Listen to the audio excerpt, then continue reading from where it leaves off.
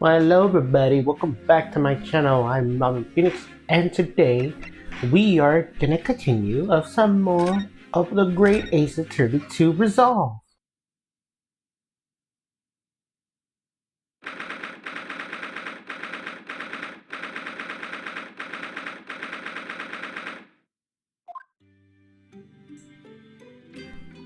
Oh, this room, it's been too long. It hasn't changed in the slightest though. And it's been some 6 months, hasn't it? That's a long time for things to say so familiar. I didn't know when you might return, and I wanted everything to be as you left it. But it has been some 6 months, it's true. So is your father alright, Susie? What happened? My father? Yes, Professor Migotoba. I mean, it was half a year ago, but that's why you went back to Japan. Because of the telegram you received saying he'd fallen ill with a very high fever for some unknown reason. That's right. So I was surprised to learn you'll be coming back so soon. Surprised, but happy. I think I wrote about it in my letter to you, that it was all a trick. My father is in fine health, and I'm obviously very relieved. How about that? Well, we're all delighted to have you back. It's been quite an accident since I've been able to return to Europe, actually. Because of the very grand conference called the International Forensic Science Symposium. The International Forensics... That's the same synonym Lord Strongheart mentioned. Anyway, I arrived safe and sound, and all that matters is that I'm here now. After all, I haven't yet fulfilled my promise to you, Iris. Oh! You must tell us everything that happened while you were back in Japan. Yes, of course. I shall. And there's one other thing. Something you wrote in your letter that particularly grabbed my attention. About you-know-who. About Kazuma. I know. I'll tell you all that I can.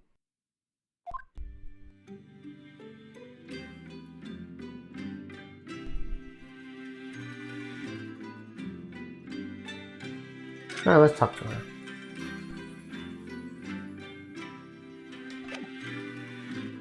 Wait, actually before we do, let me see if you send me this. Thinking back, that spade's been in here since we first moved in, hasn't it?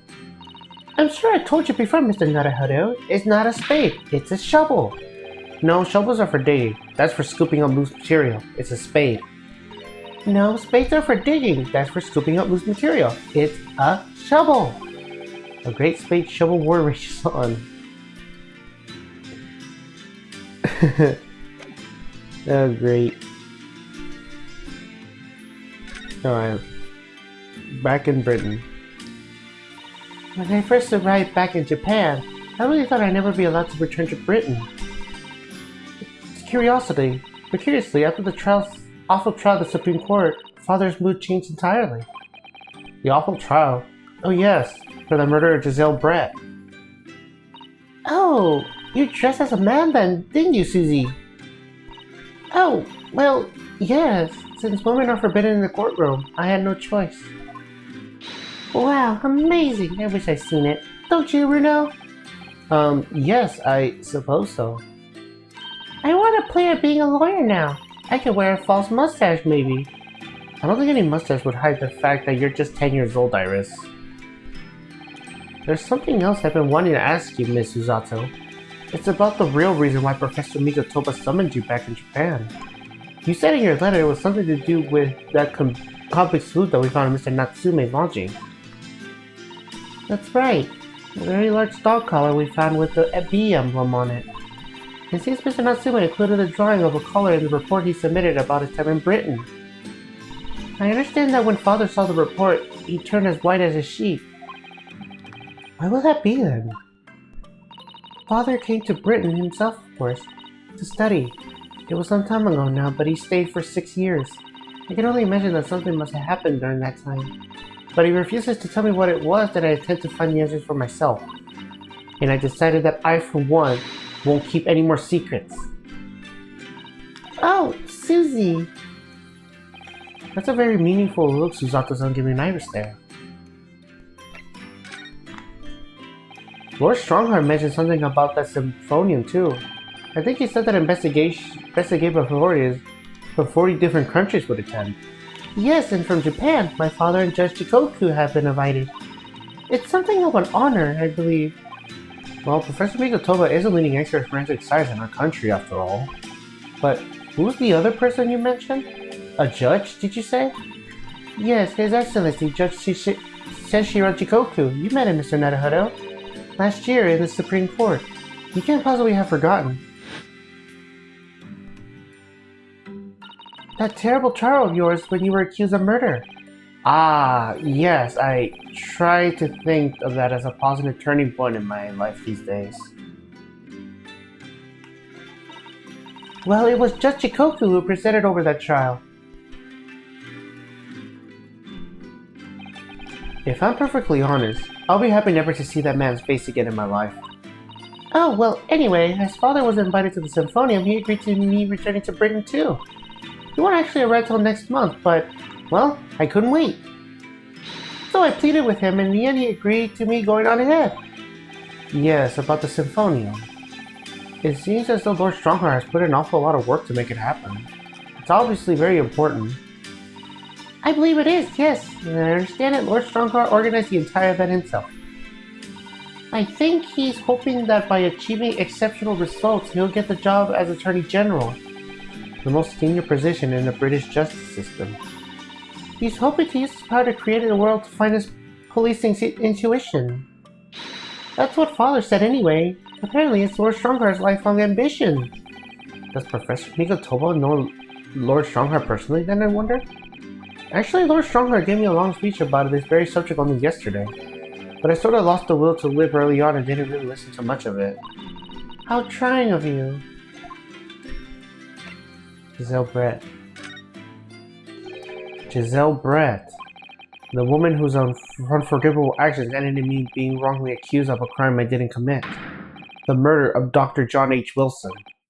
Yes, Giselle Brett. That's a name I won't forget for as long as I live. The extraordinary thing is, though, it seems it's a name we should all forget. Sorry? Since the incident, our government's intelligence services has been investigating Miss Brett. But it turns out that an Englishwoman by the name of Giselle Brett didn't actually exist. Didn't exist? But how could that be? It was a pseudonym. Her real name is Shin. And she wasn't a visiting student either. That is a front. A front? Who on earth was she then? Miss A. Shin. Her name is literally all the intelligence systems has been able to ascertain about her. Nobody knows why, but even now, she came to be in Japan. It's a complete mystery. But that makes no sense. It's an easy task to accept it as a foreign student anywhere. What would a woman have been up to? I'm afraid I don't really know. The only thing we could be sure of is that she has some business in our country that we don't yet understand. And now she's been killed, while all the questions surrounding her existence remain unanswered. I'm afraid so. A. Shin. Who on earth was she? And why do I feel as though I've heard that name before somewhere?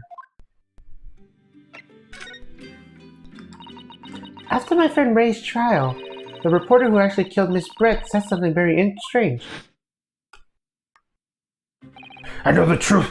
I had the hand on what's went on. It's that visiting student's faith. Nobody here in Japan knows anything about it. They don't know that God ever made it to England, that he died on that steamship, and that he'll never. Obviously, I couldn't ask him to elaborate at the time. But later, I visited the man in his prison cell and asked him what he was going to say about Kazuma-sama. But what did you learn? After he died on the voyage to Great Britain, his body should have been unleashed into the port of Hong Kong and passed into the care of the consulate staff there. Should have been? Well, it turns out that his body never arrived. It just disappeared. What? Kazuma's body vanished? Our government tried to cover the fact up, it seemed. They erected a grave on the cliffs of our hometown. Except Kazuma-sama isn't there. Did Professor Mikotoba know about this? Yes, it would seem that he did. But he didn't tell me. They're still investigating what happened to Kazuma-sama's body as we speak. I just don't believe it. And what is this acute feeling of apprehension I have all of a sudden? Thinking back now, some of the things that happened on the SS Bruya were definitely strange. I mean, after he died, we never saw his body again, did we?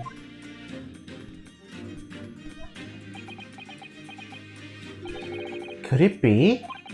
Could it be that he's actually still alive? Stop it, Mr. Naruhodo.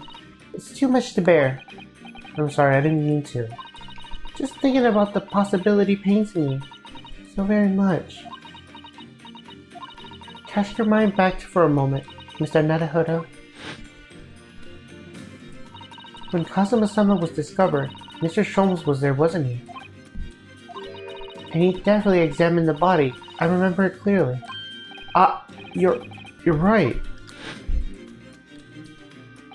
So if Kazuma hadn't actually been dead at all, it would mean that Mr. Sholmes had lied to us. But there's no reason why he could possibly have done such a thing. I suppose that's true, yes. The idea that he might still be alive somewhere. It wants to fill me with hope, but I can't let it. Because if it turned out not to be true, then I'll be back to the bottom of that awful pit of despair again. I'm terrified of what that might do to me. Oh, Miss Suzato. I know she's given the idea of the thought of it deserves. It's Suzato-san we're talking about after all. So I probably shouldn't push it now.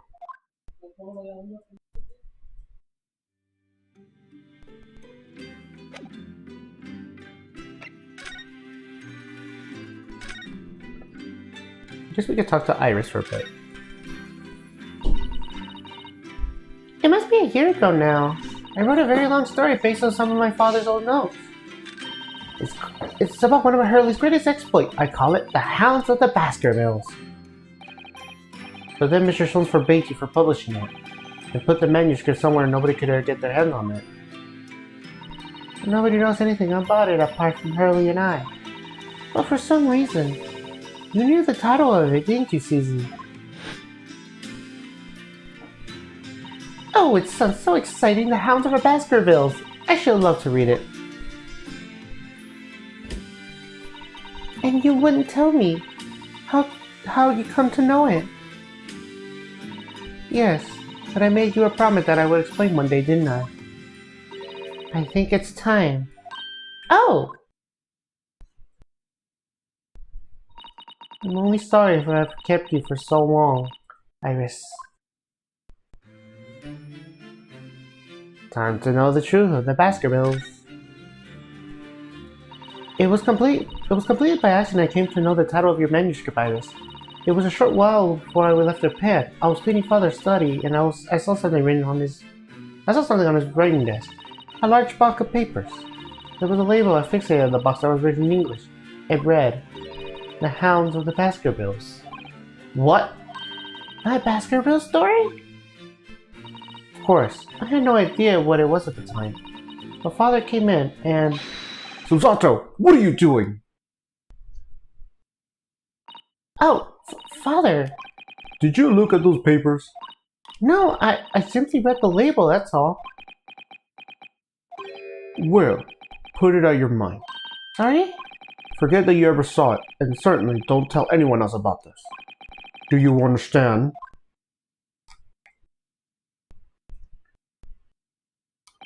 But what was Ivor's manuscript doing in Japan? I had no idea.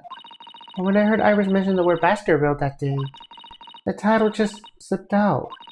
I would never have guessed that it was an unpublished account of one of Mr. Sholmes' exploits.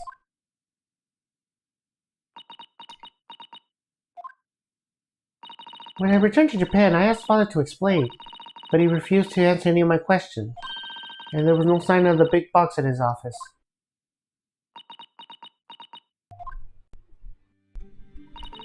That's really all I know about it. I have no doubt that Father had a very good reason for being so secretive about it, but still. I made up my mind to explain myself to both of you. Well, thank you for being so honest, Susie.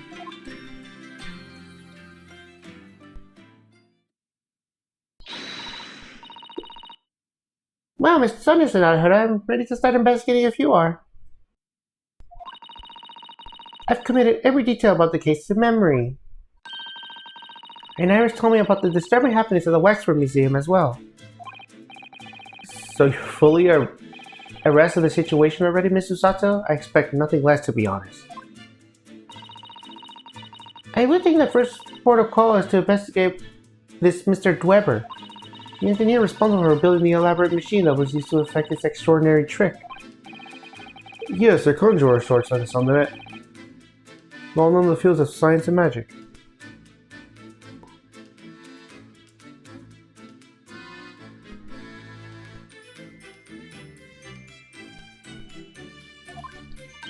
Then we'll need to go and arrest him. Well, yes. You must know the truth behind this case, so I agree that we really do need to find the man. It sounds like it's a case of tracking someone down. Which is a job for the police, or a great detective. Are we supposed to guess who she might be thinking of? We don't have much time, so we need to get started straight away, I think. Good idea. Well, best of luck then. Oh, you're not coming today? I'm going to Brixton Road shortly for the herb market. So let me know later how you got on, won't you?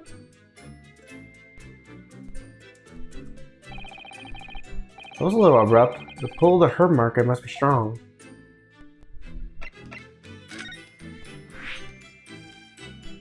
Alright, let's actually go to prison. Let's go talk to Hairbrain.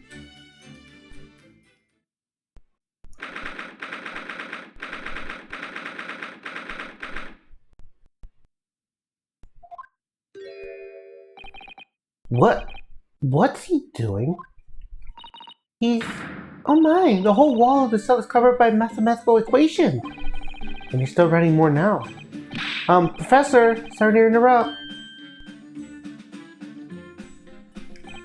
Oh, Mr. Nodohuro! And who is this young lady? My name is Susato Miko Toba. I'm Mr. Nodohuro's judicial assistant. It's a pleasure to meet you, Professor. Oh, if only I met a refined young woman like you sooner! None of this would have happened. No, that's not logical. That makes no sense at all. Oh dear, I'm sorry if my presence here upsets you. I owe you an apology too, Professor. I didn't manage to deliver what I promised you I would in court this morning. Oh no! No. The whole miserable affair. It all happened because I've been such a complete other klutz. Professor Hairbrain? What have you been working on yourself? Oh, you mean that? Oh dear, how embarrassing. I was suddenly struck by an idea, you see, and I simply had to write it down. The wall was just all out of hand. Oh, is that some new hypothesis? Something that's a past super high voltage and tenacious kinesis superhero, maybe? No, actually, this is my autobiography. Your autobiography. How did I diddle with fiddle by Albert Harebrained? I found I could represent my odd fortunes with odd numbers and ambitious sets of situation equations. Really? I'm going to have to pay back all the loans I took the Canisius machine. So it's going to be a new serious publication for next month. Part 1, an odd birth and an odd upbringing. Can't beat the man's optimism, that's for sure. I see. Well, for now, would you mind if we talk a little more about the case? Oh, yes, of course. I've been working out through the numbers. I was diddled, I was fiddled by a pair of them. By Adamant and by the aloof director of Weber. We're not going to have to sit through an explanation of all these equations, are we?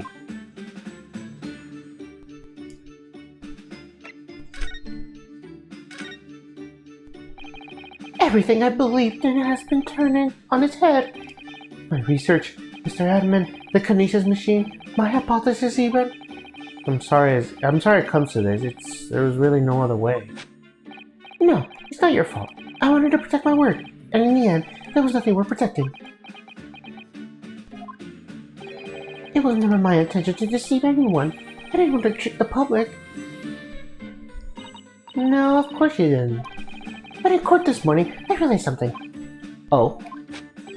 If you had done something wrong without knowing it, you've still done something wrong. Logically, it makes no difference if you're aware of it or not. Ignorance is a poor excuse. The blame still lies with me. Oh, Professor. He believed in me this morning, you know. Eric did. He believed in my hypothesis. Well, I think that was just a necessary factor in the prosecution's establishing this case. No, Barrett wouldn't do something like that. I'm sure he genuinely believed it. Did he? I think I understand now.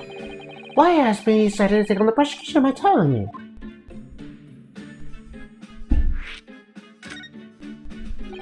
After that terrible accident happened, nobody would believe my hypothesis anymore. Not the police, not the prosecution service, not the lawyers, even... I feel like I dealt some kind of finishing blow there.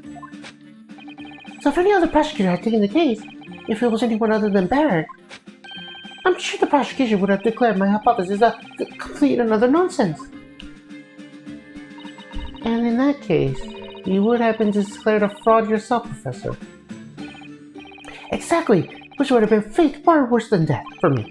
But Barrett existed and was a proper man of science from start to finish. You think that that's what he...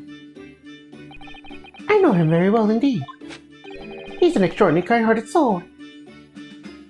But that extremely kind-hearted soul spent all morning trying to paint you as a murderer, didn't he? Well, admittedly, that part of the analysis appeared to have some flaws in it. And what about the whole Reaper side of things? How does that fit in with some kind-hearted soul idea?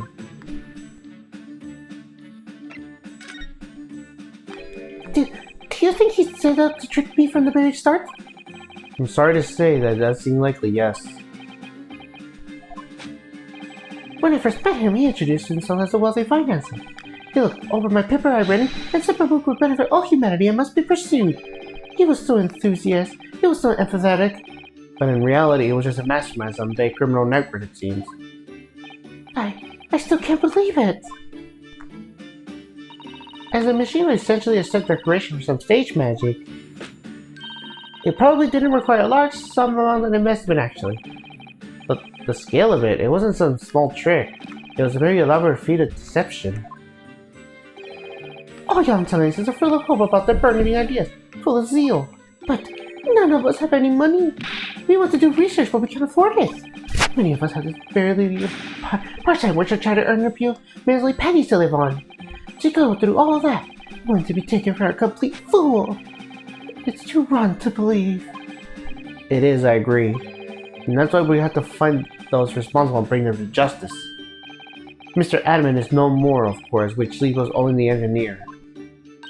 Mr. Agnot Weber.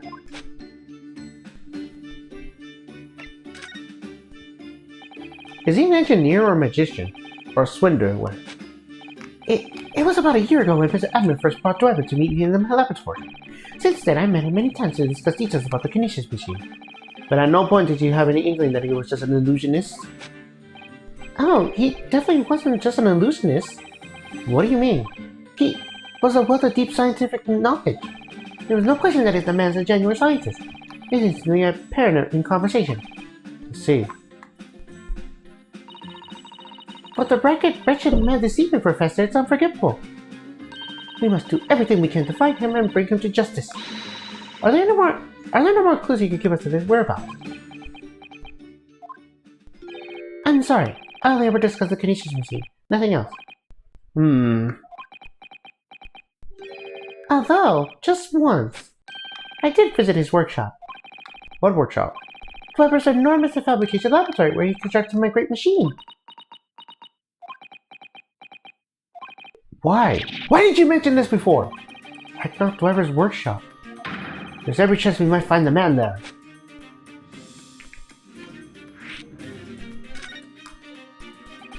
So you based Weber's place at work then? Yes, just once, you understand. It was an enormous place. Plenty of room to construct the Canisius machine, you see. Where can we find it? We have to go there at once. There's a good chance we'll find Weber there. Well, yes, definitely. I'm sure. As in, I'm sure you're not going to want to hear this. But I have absolutely no idea where the workshop is at all. I'm so sorry. I was more than half expecting that. You see, I was blindfolded in the carriage the entire way there. He blindfolded you? He wasn't taking any chances then. The place was incredible! The pinnacle of modern engineering! Even the oil he used was the very best. A special French machine oil that is impossible to attain in Britain. Ah, the inseparable scent of that imported soy oil. Perfumers across the world will forget their secret formula and use that instead. What do you think, Mrs. Otto? Asking a machine is your next birthday? I never used any kind of perfume, Mr. Nutterhead, and I'm sure I'd like to start with that. I don't suppose you know even part of the workshop's address, Professor? You don't have a business card for Mr. Dweber, for example? That's clearly very cautious, Mrs. Otto. I'm sure he would never have. Aha! Yes, I do! He gave me his business card once. It's right here. Look! What? Let me see that! The Raccoon of the Wind, why don't you?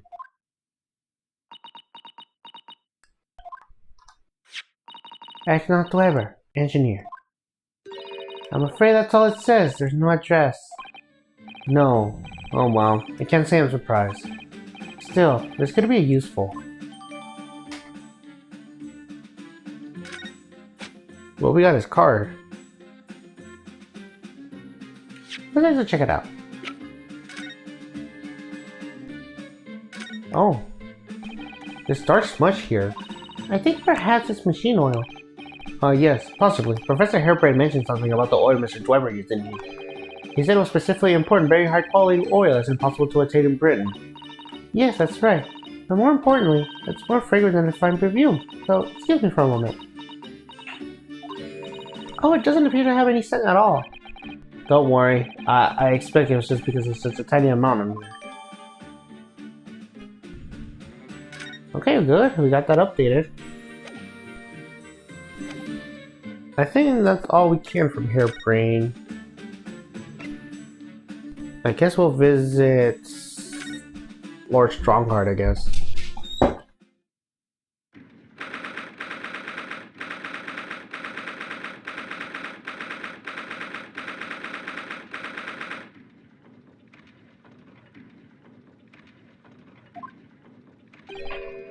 Oh, who's standing beside Lord Strongheart?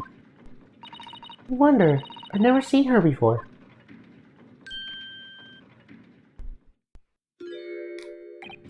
Ah, the young champion of the court. You had some success this morning, I understand.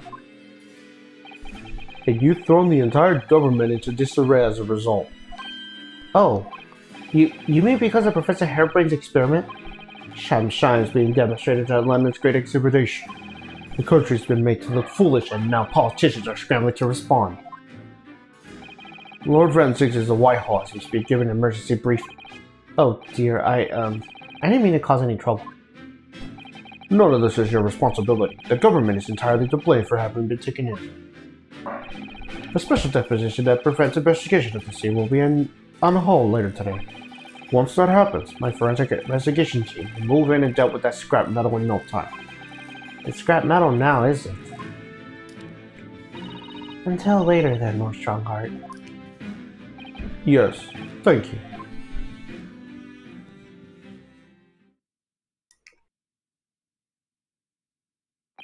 Who was that? That was Dr. Courtney Silth, Scotland Yard's esteemed chief coroner. She's leading the forensics investigation team handling of this case. She was just delivering her report about the victim, in fact. Oh, I see. About Mr. Admin. Following the outcome of the trial earlier, I asked the coroner's office to re-evaluate its findings. I don't have time to tell you what she concluded. If you want to know, you have to ask her directly. You can find her in the forensics laboratory. Ah, right. Now, what were you here to see me about? I can give you 7 minutes and 39 seconds of my time. But we're not running quite so spectrally late anymore.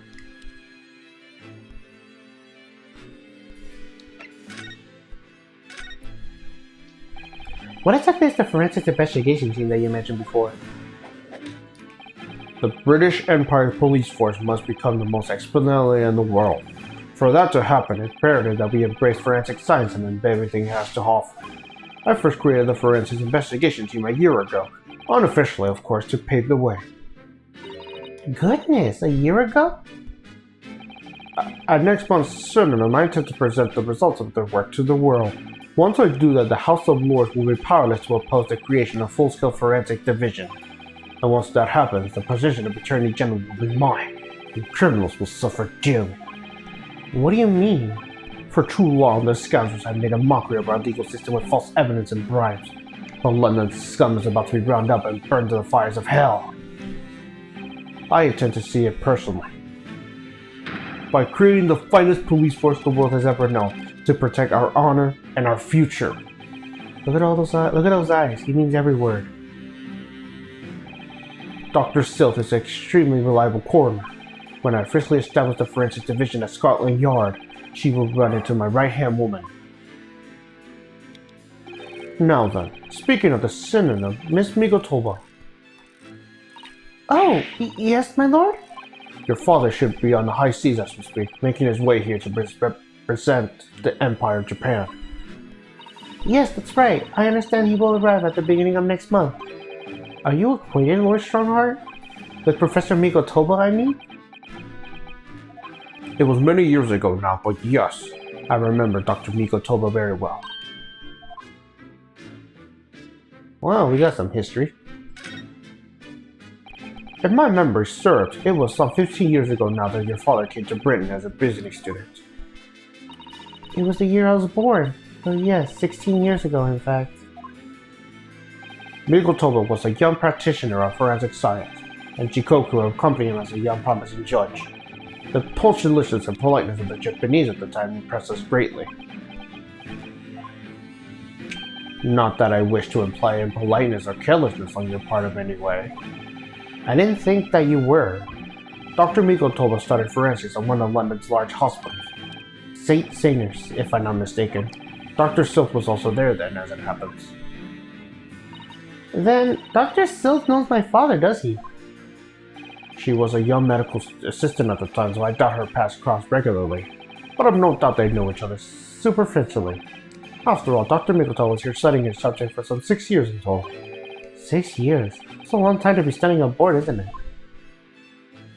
I lived with my grandmother for those years. So he left his newly born daughter behind and went overseas for 6 full years? It was a rather turbulent time at home. Oh, perhaps father wanted a reason to get away. What do you mean? Why? Well, clearly something was going on at the time. I wanted to ask you about Lord Van Zieks, actually. I heard that his older brother was killed some years ago by a masked murderer known as the Professor who targeted nobles and royalty, is that right? You Japanese are a thorough lot. You've done your research well. Yes. And you could say it was that very incident that gave rise to the Reaper. What? Why? When his brother, Clint Van Ziegs, was murdered. It was just after young Berwick had graduated from the University of London and become a prosecutor, when obvious criminals who managed to evade a conviction in court started disappearing. Rumors quickly spread throughout the capital. Londoners started to say that whenever Bear Van Ziegs went, the ghost of his dead brother wasn't far behind. Oh my word! So Lord Van Ziegs isn't the Reaper. It's a ghost of his brother? Ever since that time, he became a very aloof figure in London's legal circles. Wow. Oh yes, Lord Strongheart. Go ahead. It's about Professor Hairbrain's experimental machine. We'd like your permission to examine the remains if possible. Are you well versed in science then? Not in the slightest, in fact, you could say I could barely aware of the subject at all until recently. Well, the special disposition legal to preventing investigations of the machine is currently being annulled. Within a few hours, Dr. Silt's team of forensic experts will begin their own investigation. But I suppose till then, there's no harm in you looking at the wreckage, as long as you touch nothing. Thank you. Being able to look at it is better than nothing. I'll be able to see it too. Your time is up. You'll have to excuse me now, I'm afraid. My next engagement calls. We are extremely sorry to have troubled you when you're so busy, my lord. I have important matters to attend to in preparation sooner than we understand.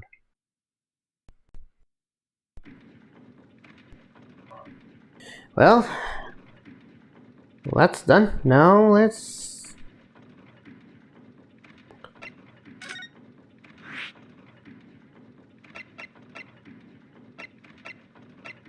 Well, let's go to the forensics laboratory, talk to Dr. Silth.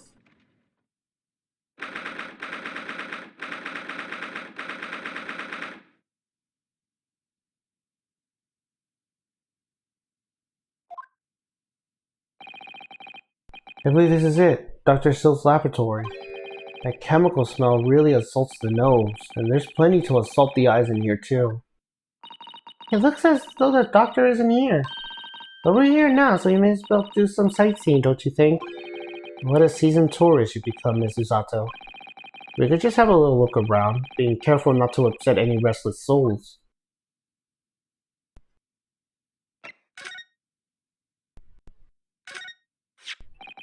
Look at this big thick book here. Ah, it appears to be an accounting ledger. It's a record of the forensic investigation team's spending, I think. Oh? What is it? It's clear that the team purchased various equipment and supplies on a monthly basis, but... Well, one entry seems rather strange. Really? In what way? They're buying 500 scalpels every month. 500?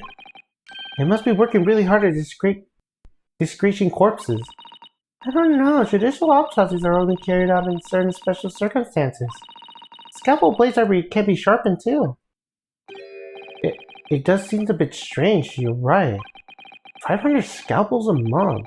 What could they possibly be using all of them for?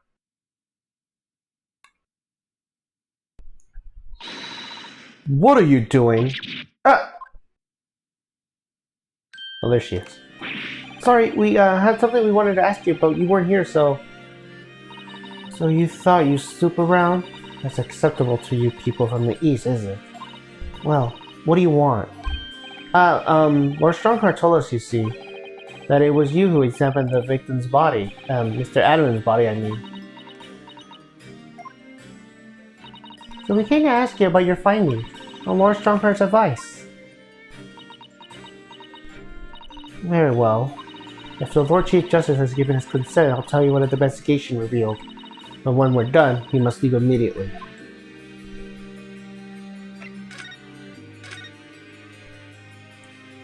So, you want to know what the forensic investigation team determined from the examination of the scene? The victim, Mr. Odie Admin, who disappeared from the experimental season amid the explosion, and then Mr. Admin, who appeared moments later partway up the Crystal Tower, were without question one and the same person. That is the team's conclusion. But that can't be right. If it was an elaborate trick, we can only speculate about how it was carried out. Let's see, if two people who look very similar to each other were involved, they could have made it appear that one single person has switched places, could they? Very true, but sadly in this instance, that was not the case. The man who disappeared and the man who subsequently reappeared was the same person. The fingerprints at the scene makes it quite efficient. Fingerprints. They're not yet officially recognized for forensic evidence in the British justice system, but one day, they will be used to an investigative aid as a matter of course. Oh my, but that would mean that the installation of Canisius actually took place. So where does this leave us? My team was tasked with investigating, not drawing conclusions. Instantaneous kinesis is impossible, yet the body didn't move from one place to another. That hasn't cleared anything up at all. It makes the whole thing even more of a mystery.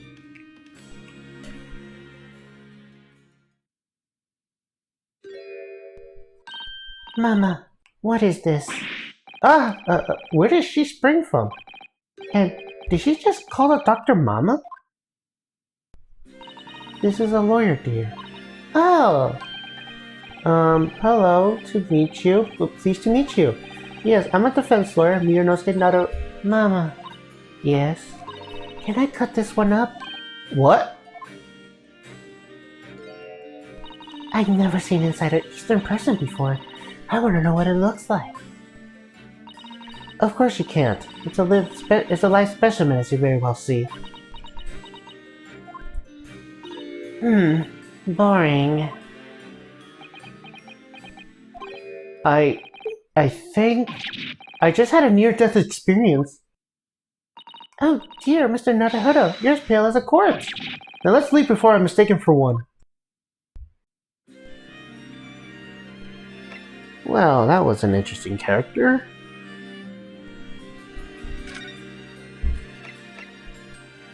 Well, let's go here.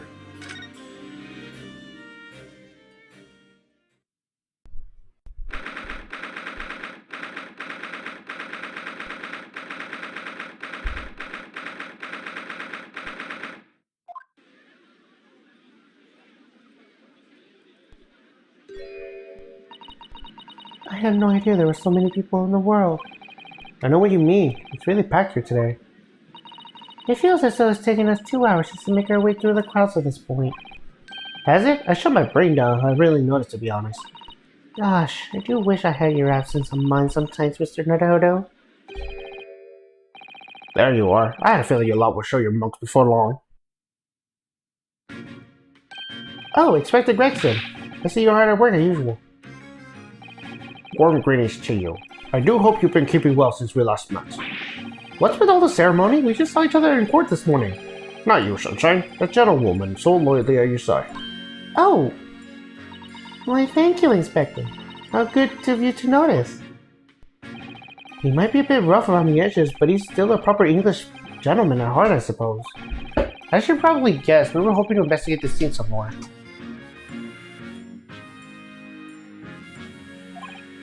Right. Well, there's that young trainee's domain. Oi! Get over here, Gina! Oh. She's playing doggo. She seems to be busy playing with the puppy. Probably giving a traditional East End training. Gina? She's a police officer now? Amazing, isn't it? She's a good kid, actually. Heart's in the right place, actually. Anyway, she's got a detention bug, if you ask me. Yep, I think she'll follow in my footsteps nicely. What do you mean? I'm being transferred. It's time for me to say toodaloo to London. Oh no, really? That's a bit sudden, isn't it? I had no idea. Where are you going to be put a post then? We'll come to see how you're getting along. Not likely, but you're welcome to try. If you don't mind a trip to France, that is. To France? I'll be working at the Paris Police Perfume. Should be right up my alley. But France? That's an entirely different country. I don't understand. Why would you be sent there? That's the way the adult world works, Sunshine. I'll go poking your nose where it's not wanted. I'm intending to take the kid with me when I go. What? You're taking Gina to Paris? Well, I can't leave her here in London. Who knows what'll become of her? I suppose he's worried she'll slip back to slipping her hands into people's pockets and purses. I don't think he's worried about her pickpocketing, Mr. Netherhood. I think he's worried about the Reaper. Oh, of course. So that's playing on Inspector Gregson's mind too, isn't it? Anyway, I haven't meant any of this to Gina. So don't go blabbing, you hear me? No, of course not. I've got to keep that diving diva safe and sound. Until all this is over, at least. Oi! Did you just call me a bloomin' diva, diving diva again? So you heard that, did you? Right, well, any questions about the scene, you can put up them at Capable Detective Diva here. Alright, you heard the boss. Inspector Lestrade's in charge here now. I suppose I better keep my word and not mention anything about Paris.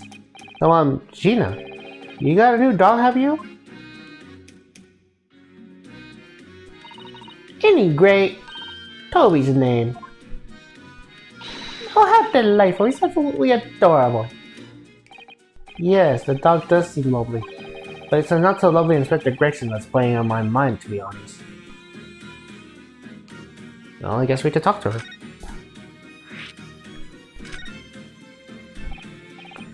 Gina, you were actually hoping that we could investigate the scene again. Yeah, alright. If it's around here, you can do what you like. Oh, that's alright, isn't it? I'm gonna be playing with my new friend here. Oh yes, Toby.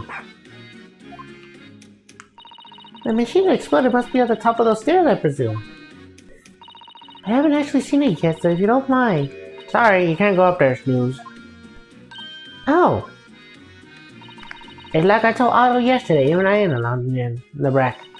Once I call again, the reason we ain't supposed to touch it, the Special Disposition for Scientific Equipment Act, is that what you were thinking of? That's the one! No, that's why only the law's allowed to investigate it. What they call again? The French stick or something? The Forensic Investigation Team, is that what you were thinking of? That's the one, yeah.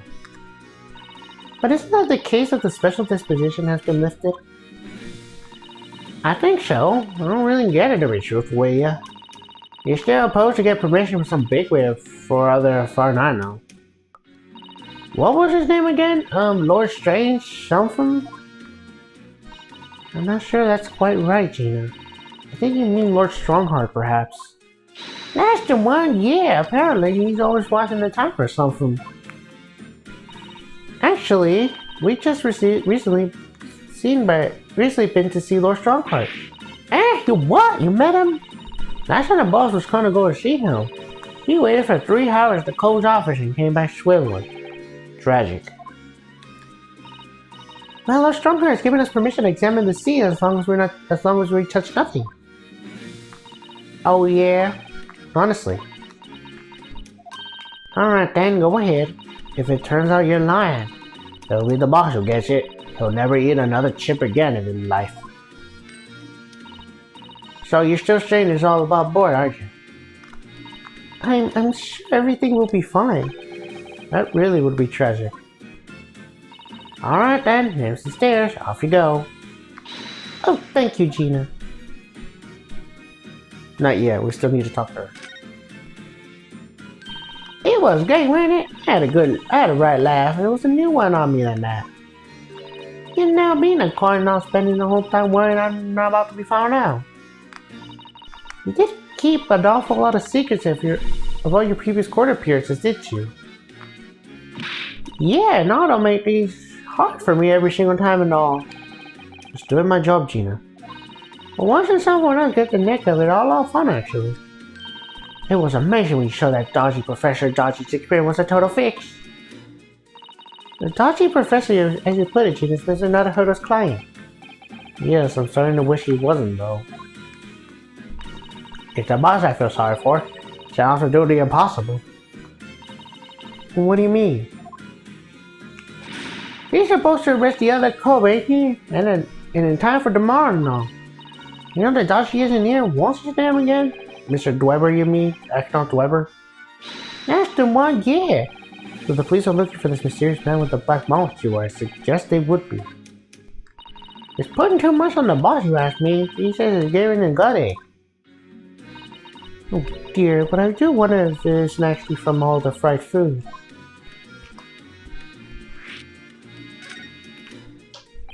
The Scotland Yard is trying to track down Mr. Astronaut Weber. I wonder if they had any luck. They're really funny looking. Got 2 eyes, 1 no man. Stole a grill for the patron of him earlier. I mean, he didn't actually pinch it or nothing. Old Deborah got it. Sorry? Who? You know, the Scowling Reaper was always knocking down the glasses for old blood red punk. Ah, Lord Van Zeeks. He always had it for me at that cove. Don't know what he's always scowling about mine. I would have been a pretty good boss as it goes. She'd rather be the Reaper's apprentice detective trainee? The way I see it, if the choice is between a chip-gumming detective and a chalice-chugging demigod, you're equally bad off with both. I suppose you're right. I ain't thought of it like that. Glad we put that one to bed. Anyway, the point is, everyone in the yard's dead set on finding a fishing engineer. And there seems to be no clues going on, so they're stuck. There's nothing that can lead us to Dweber at all. Where did you find that little mutt then, Gina? Oi! Don't be so fleming rude, Otto! Slight overreaction, don't you think? He ain't no mutt, alright. Toby's. How they put it? Oh yeah, a bona fide detective. Sorry? I'm giving him proper title and everything. He's Chief Inspector Toby to you. More senior than Inspector Gregson, is he? Oh, he's a police dog, is he? The police recruit dogs now? I heard they're already being used officially in Germany as part of their city policing. They're used for chasing criminals and such like. They have a wonderful sense of smell after all. I have a fairly good sense of smell myself as it happens. I can smell undergarments that have been freshly launched from undergarments that haven't. Ha! That's nothing compared to the little fella, Hollow. Oh really? According to what the boss said, once Toby here got a good whiff of your drawers, you can chase that scent to the other side of the world. What? To the other side of the world? You mean you can swim? Mr. Nadahuda, I think you may have missed the point by rather a wide margin. I just can't believe this little dog has such an incredible skill. I'm telling you, I don't know, there's gotta be more and more dogs doing a bit of policing for the future.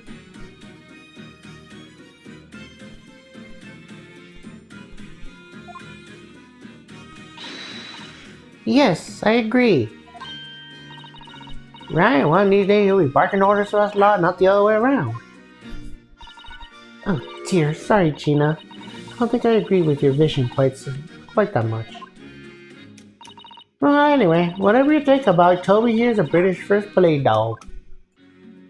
I found him down the East End the other day. Someone had chunked him out in the street. There you go. I knew she lifted him from somewhere. Hey, Gina, you're such a kind-hearted soul, aren't you? You children and 2 animals.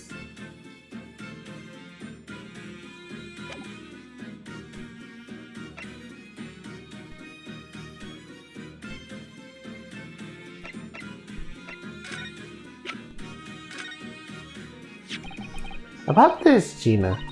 Yeah, I'm still learning me letters at the moment.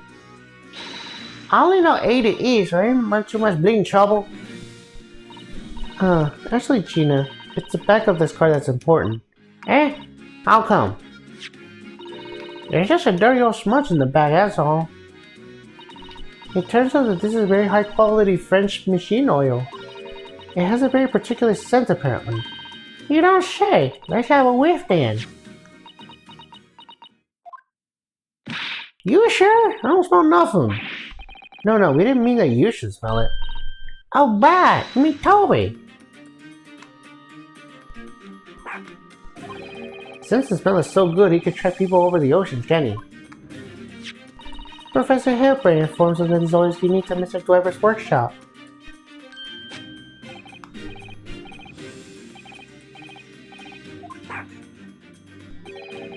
think he picked up a scent. So you mean he followed and sent this oil? Toby could lead us to that dodgy Cope's workshop? That's right. That's exactly what we're hoping. Alright then. We'll give it a go. I'll just borrow that. What? Wait, what did you... Wants a pickpocket. If I can lead anyone to that Dwemer workshop, I'll be the boss's boss before next week. Oh yes, Gina. I'm sure you'll be promoted. Poor Gregson.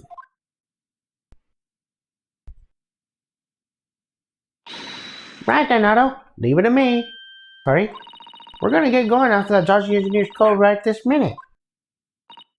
Oh, but hang on. No one's supposed to be on guard duty here all the time.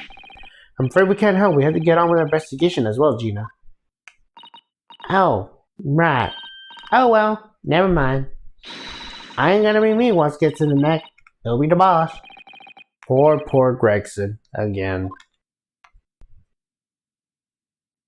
Ready, Toby?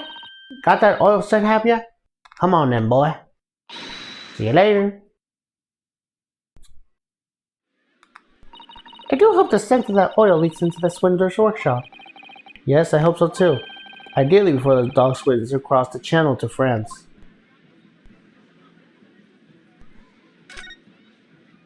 Well, I guess let's go.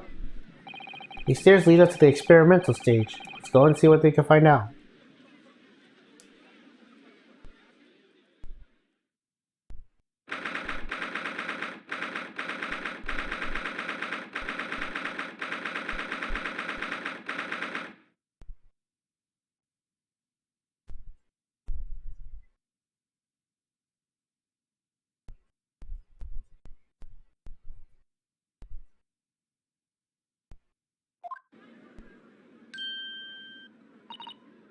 Oh my, so this is the machine.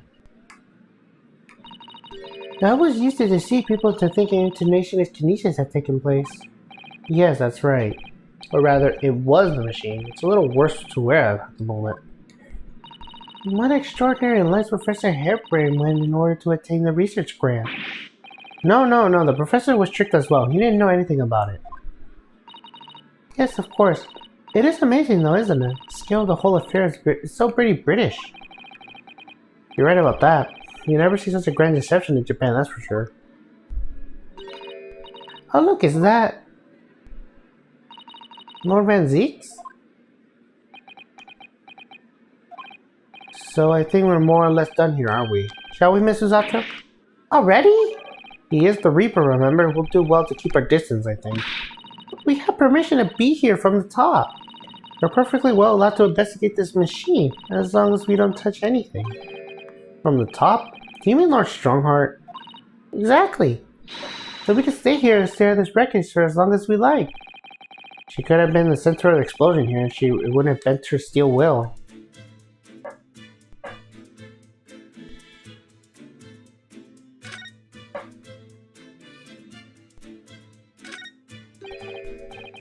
This wasn't here yesterday. Really? If I'm not mistaken, it's the case in which the victim was standing here before he was apparently beamed into the air. That's right, the birdcage. According to what Professor Hairbrain had recorded, it's made of wood. Or more practically Japanese suppress, I think. And despite having made an explosion and falling over the great height, it's relatively unharmed. What wonderfully durable construction, wouldn't you say, Mr. Nedahodo? I understood from the forensic investigation team that had taken away yesterday to examine it. They suppose they had brought it back here when they finished their work. But sadly not with the body inside it. No, that's right. I know we were given strict instructions not to touch anything, but still. This is too important a piece of evidence to overlook. We might need it for the trial.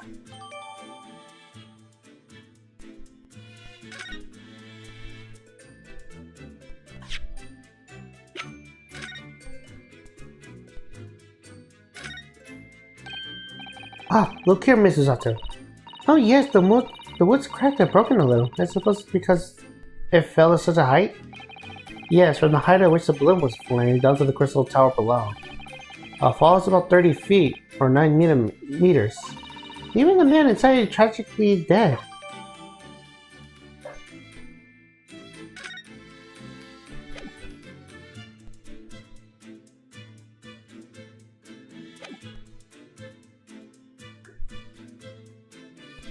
Well, I guess talk to Van Zeeks then. Ugh, least approachable man in the world winner, 10 years in a row. Be strong, Mr. Naruhodo. Your country and your system stand firm behind you. Lord Van Zeeks?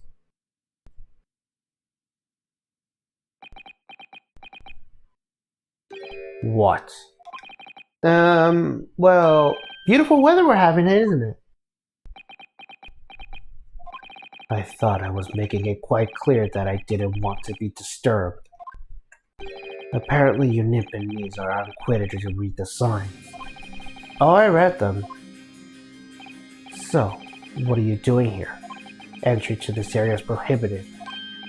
Well, the thing is, Lord Chief Justice Strongheart granted us permission to investigate, on the condition that we didn't disturb anything. And yet you managed to disturb me. Never mind. State your business then. Come to think of it, there was quite a few things I'd like to ask Lord Van Zeeks about. Not least of which is that awful case, even though it's nothing to do with this. Ask away, Mr. Naruhodo. You won't know unless you try. So, Clint was the name of your older brother, I understand, Lord Van Zeeks.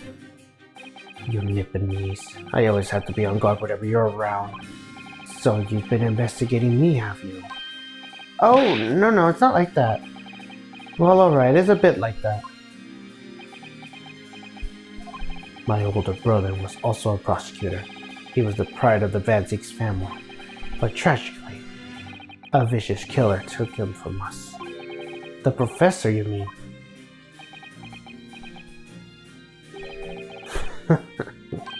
Is something funny? That's the extent of what you discovered, is it? I shouldn't be surprised. Sorry? There's more to it then? Lackluster work is very much your trademark, isn't it? Ugh, you're too kind. Are you going to tar on Nipponese with the same brush next? So tell me, what's your intent of this historical incident?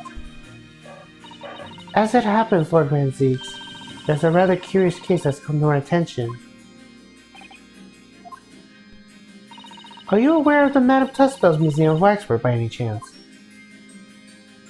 I am, naturally. I believe that since last month I feature in one of the displays there, for public scorn. Of course the infamous Reaper of the Bailey would have to be exhibited, wouldn't he? Well, in particular, waxwork has been stolen from the place and held for ransom. A particular waxwork? Which? Wait, you mean... Yes, it's the professor. Mr. Sholmes is investigating the case as we speak. I was unaware of that. You turn as white as a sheet. Are the police trying to locate the engineer, Mr. Weber, already? Surely that goes without saying. We've been keen to see him found as well. The trouble is, we don't have much to go on aside from the description of the man we heard in court earlier. Which, according to Professor Hairbrain, was of a tall, thin gentleman who has straight white hair and wears a black molecule. So I was just wondering, I mean, I realize it's probably not possible, but, we pretty much appreciate any more clues you could give us. Wow, Susato-san really knows how to take the bull by the horns. Fine, why not? I have a photograph of the man here in the investigation 10 years ago. Though it appears he already had the black molecule at the time.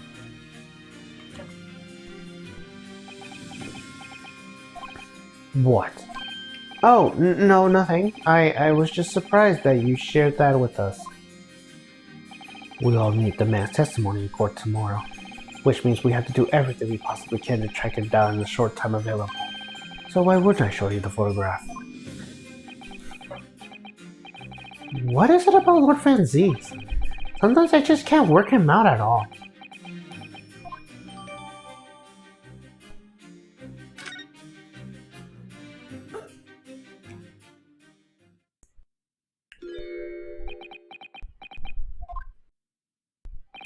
Ah, the father requested for the trial tomorrow. Thank you.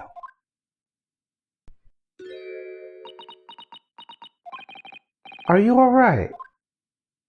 Who is this man, Mr. Nadahodo? Lord Van Ziek's apprentice, apparently. So I'm not the only one. Susato-san can see it too. Lord Van Zieks? May we speak with your apprentice for a moment? With him? Why?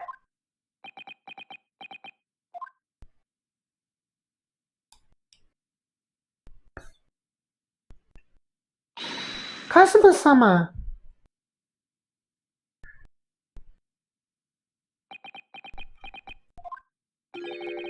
Kazuma? I don't believe it! Your posture, your presence, it can only be... It's you, isn't it, Kazuma-sama? I felt something strange the very first time I encountered this cloaked figure. As if I knew him somehow. Can it? Can it really be you, Kazuma? Wait! Too late. What's going on here?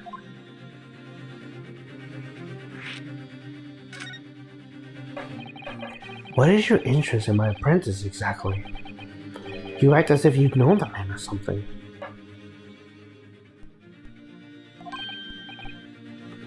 Well, since when he's been in your care? I don't recall you having an apprentice before I left Britain 6 months ago. Lord Strongheart introduced me to him about 3 months ago now, with instructions on mentoring him as a prosecutor. And he didn't tell you why, did he? The man appeared to be suffering from amnesia. He's forgotten every last detail about himself.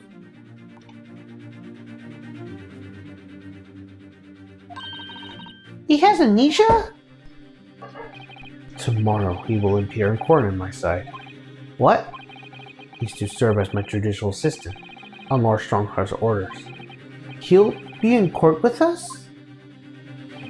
Now then, unless I'm much mistaken, I believe this conversation has run its course. Oh, yes, thank you.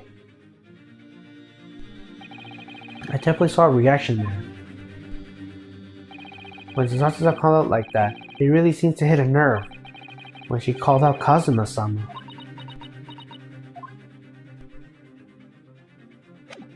Well, I guess we'll get going to Madame Tuspel's.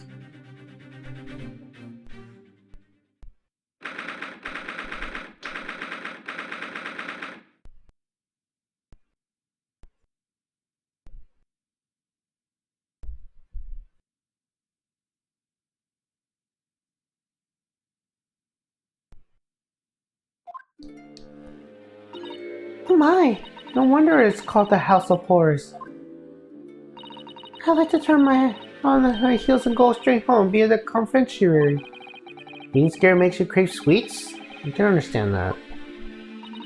I was looking forward to a reunion after 6 months away, but there's no sign of Mr. Sholmes anywhere.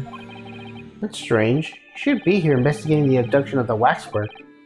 Oh well, I suppose we have to come back again later.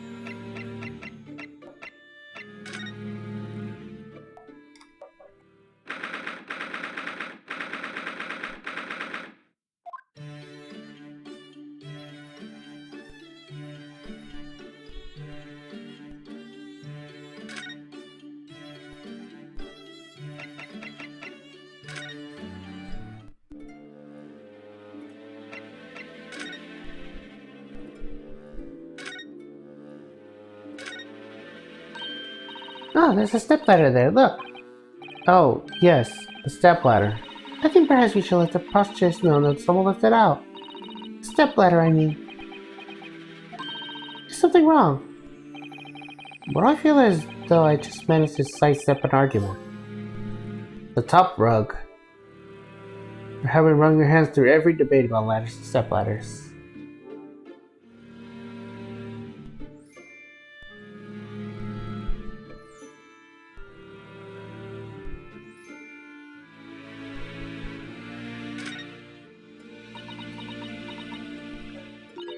This one's posture reveals its weakness. Sorry? The killer's stance leaves him wide open to attack. I'm quite sure I could see him off. With a Susato takedown, then a Susato squash, and finally a Susato smash. Right. If that doesn't render the culprit unconscious, Susato slam should finish him. A Susato slam? Oh, I'm sorry, it's rather hard to explain. Give yourself open slightly and I'll demonstrate. Absolutely not.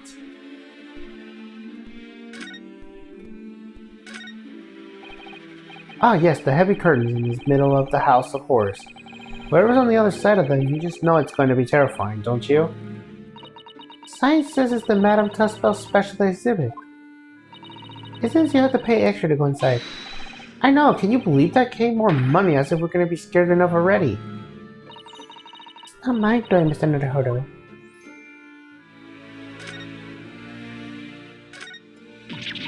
Oh, what a horrifying scene! A murderer caught in the gritty act! I know, and in case you were wondering, it's the one with the big knife that's supposed to be the killer. I don't think anyone would be in any doubt about that, surely.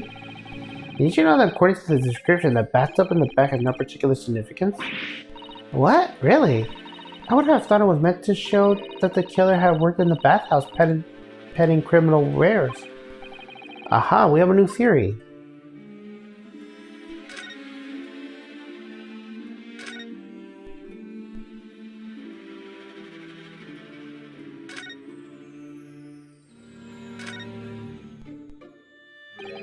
That old policeman isn't here now, obviously. Still can't believe he just happened to be on the jury, though. I understood that London has a population of 6 million people, and yet... You seem to run to the same people disproportionately often, don't you?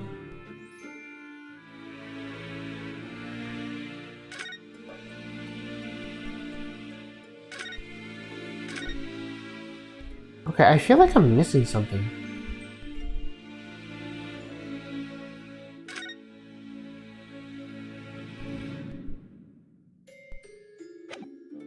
Okay, it feels like I'm missing something. I don't know what.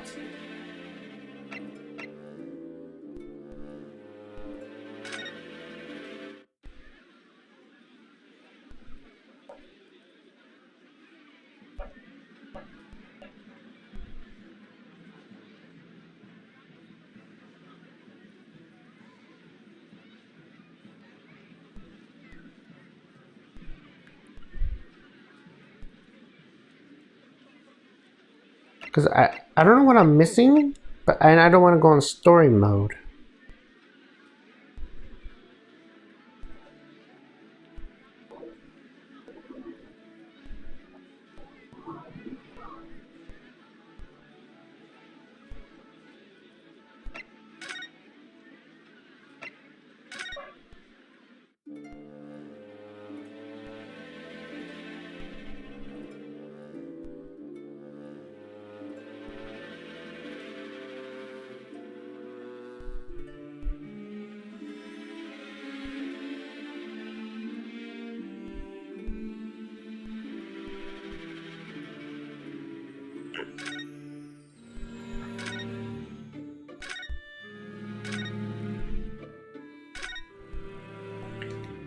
Okay, yeah, I am confused of what to do because...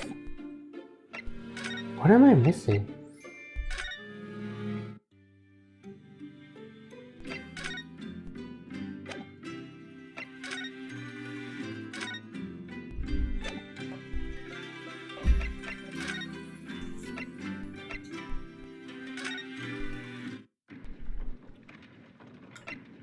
It's definitely not here.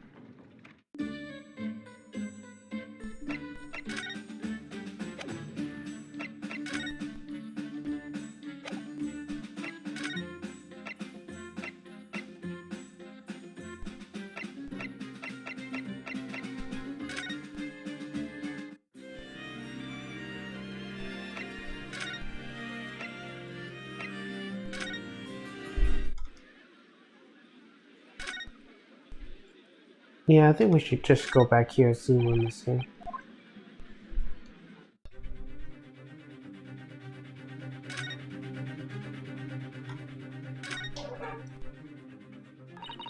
What a terrible explosion it must have been. Even the steel grinder had buckled and twisted at the blast. And what they call the birdcage was right in the middle of it all, just here. And look, Mr. Naruhodo, that middle grill on the floor. Looks as though it's designed to open. It does, doesn't it? If the floor had opened at the precise moment the explosion occurred, the birdcage could have dropped through and disappeared from sight. I don't think there's any doubt that this very elaborate hoax is there. Ah, okay, there we go. You already met the masked man, haven't you, Mr. Naruhodo? Yes, yesterday, in fact, at Lord Banzig's office. I see. And if Kazuma-sama really is still alive, it means that Mr. Sholmes lied to us. I know. We're going to need to speak to him about that. You're going to have to leave now. The forensic investigation team is due to arrive shortly. If they find you here, it will cause problems. What sort of problems? Foreign affair problems. Well, we could do without that. Alright, we'll be on our way. Let's go, Mrs. Zato. Of course. Yeah, there we go. That's what I was missing.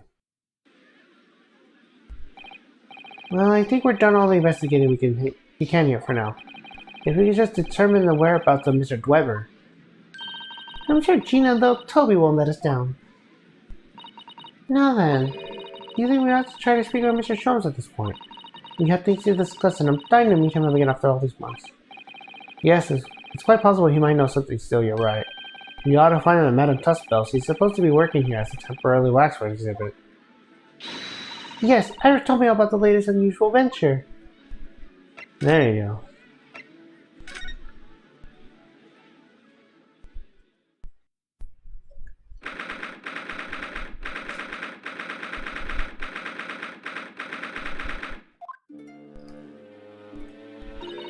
Here we are again at the House of Horrors. I'm afraid I haven't got used to the place yet. I still like to turn my heels and go straight home when you're the confident and cheery, of course. This Zato-san really is after something sweet today, isn't she? What's the matter? Look, Mr. Naruhodo, look at that waxwork. I'm quite sure it wasn't there before. It looks exactly like Mr. Sholmes down to every last detail. Aha! What is it? Oh, sorry. I think you'll find that's a temporarily waxwork himself. Ah, the friend of my dedicated employee. Oh yes, hello again. It's Ryunosuke Naruhodo. I must say I'm quite spellbound by the great detective. He is a marvel. My precious waxwork is already back where it belongs. You don't mean... But yes, my mystery is solved already. Wow, Mr. Sholmes can really engage his brain when he's hungry enough. So as you can see, he has returned to his habitual duties. Yes. His habitual duties? Hello. Do not disturb, huh?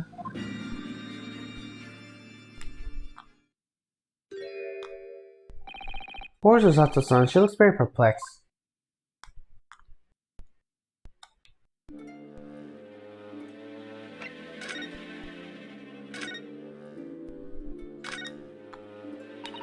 We really do need to speak with Mr. Sholmes, and I am longing to say hello again. But where is he? I think you might find that he's quite nearby, actually. Oh? What are you...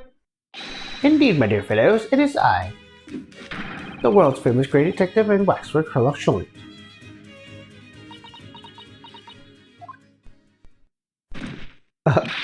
Susato-san! Susato-san!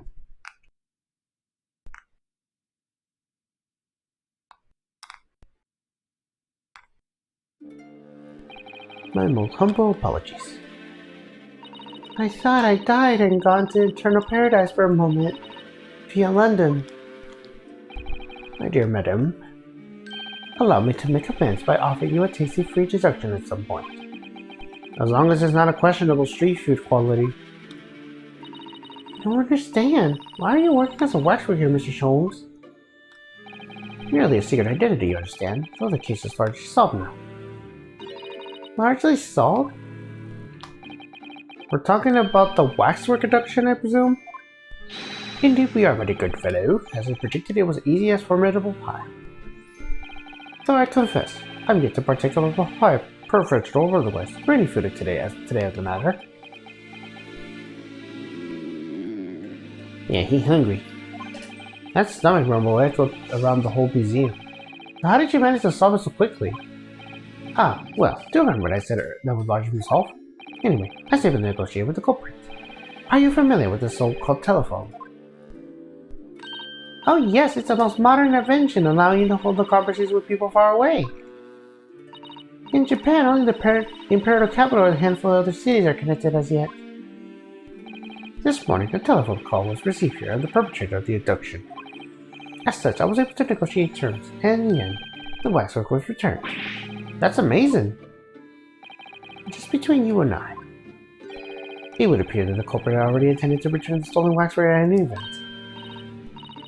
Oh, but I thought whoever's responsible demanded a ransom, no? Yes, I think perhaps the ransom demand was necessary to avoid unwanted suspicion regarding his true motive. But does that not mean your negotiating was entirely unnecessary?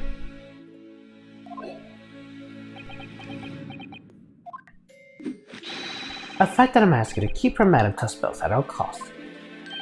A hungry young Iris awaits my return to Baker Street after all. Poor Iris.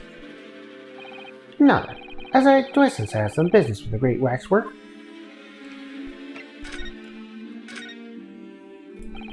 We're in the process of trying to track somebody down. Oh?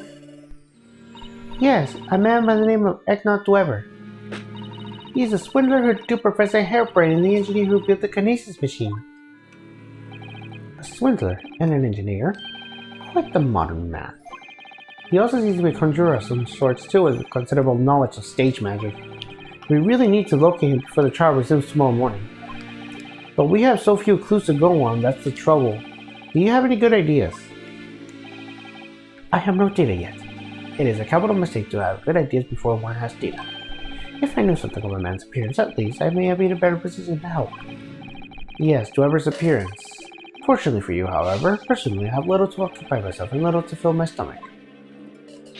As soon as you find any clue, no matter how small, I should gladly give you my thoughts on it.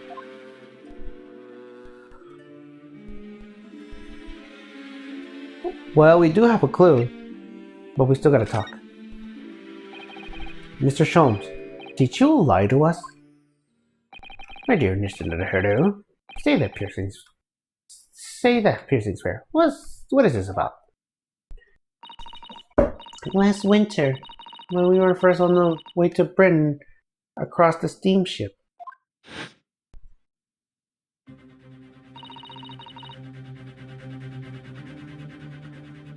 Your words were very clear.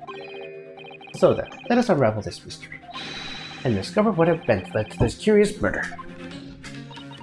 You told us that it was murder, and you examined Kazuma-sama's body. Indeed, and where lies the problem?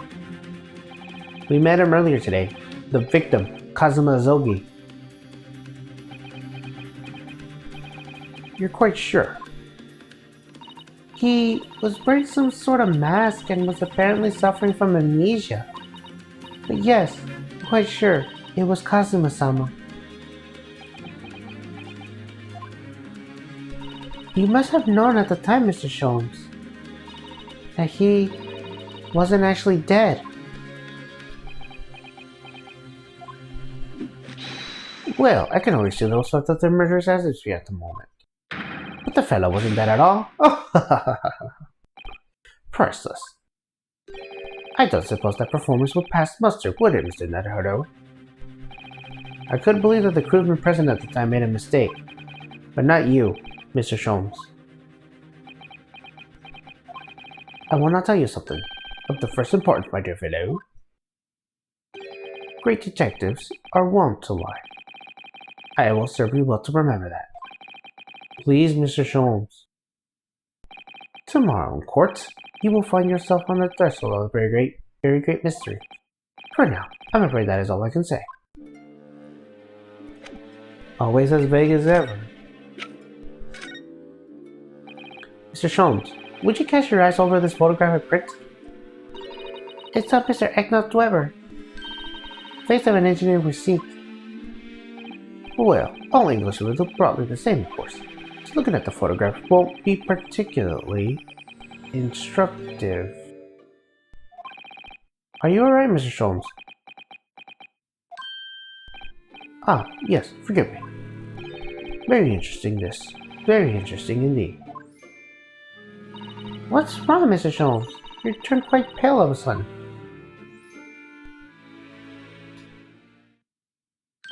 I have a suggestion, Mr. Netherherdo. Would you indulge me? Oh, well, what is it?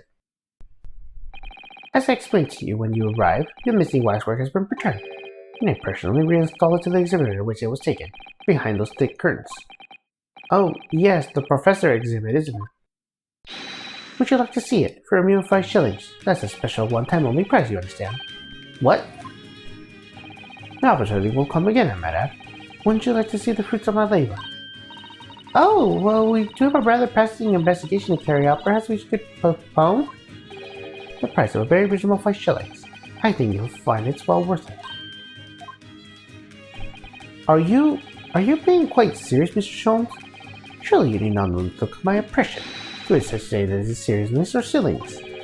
I can never tell with you, that's the point. Very well, it couldn't hurt. Here's your 5 shillings. Gratefully received. So, the special exhibit will always be behind the curtain. I invite you to pursue with your lecture.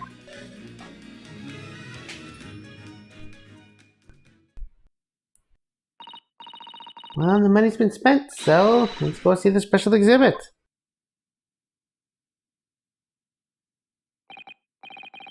Will those heavy curtains at last?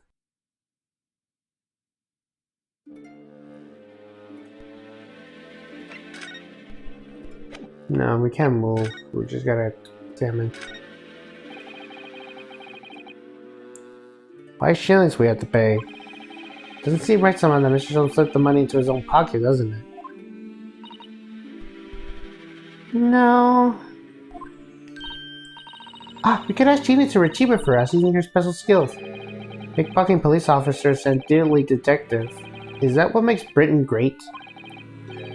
Not to mention demigod prosecutors taking the law in their own hands and chip-blocking inspectors. Inspector Gregson comes rather off well that list, I think.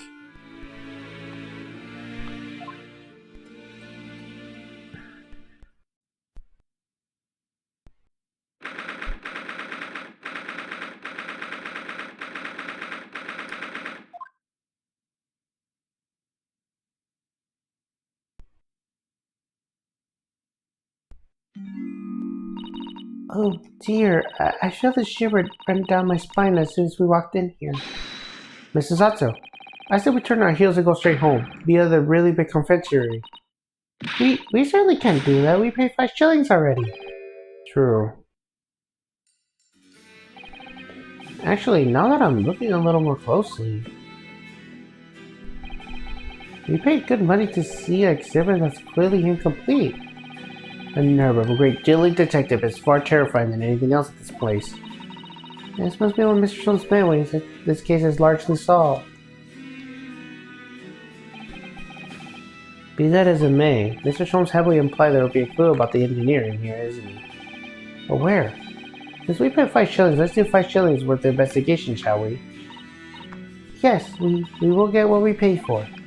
Is that fear or frustration? It's making Suzato-san's voice tremble.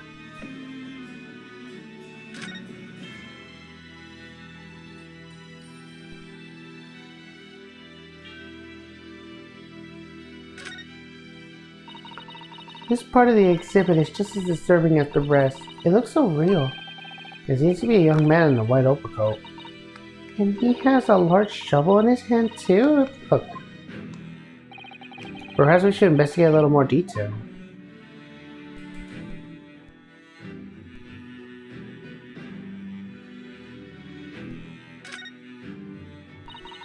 But I like shovel. Selling it rather ominously, isn't he? What on earth is this man doing with a shovel in the graveyard in the middle of the night? Mrs. Zato? Yes? That's a spade, isn't it?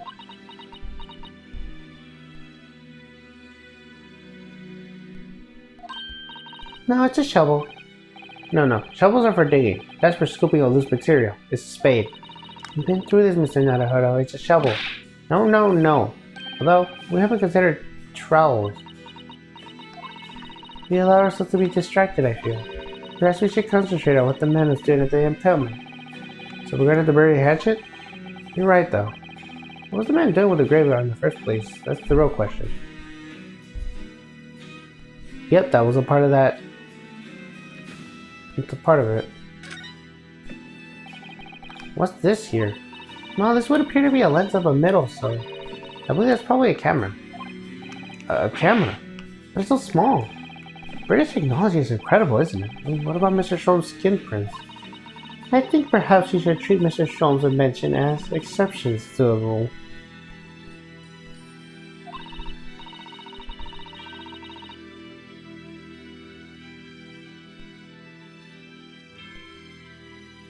But anyway, what would a man be in the graveyard at night with a camera?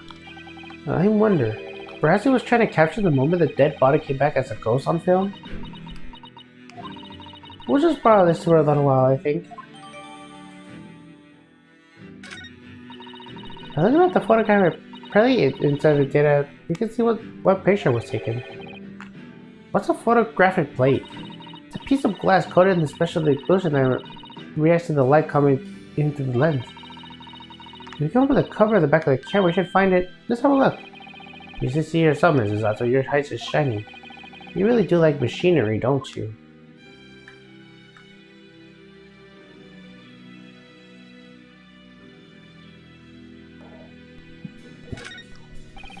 I can't see his face very well, can you? Perhaps if I just...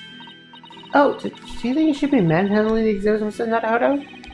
I'll put it back exactly as it was, don't worry.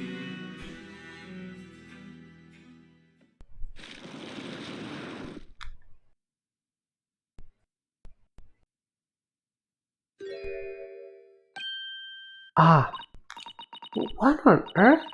How can... I don't believe it. The black molecule. Mr. Naruhodo, is it possible that this man is... Yes. It's Eknath Dweber. The color of his hair is different, but it's unmistakably him.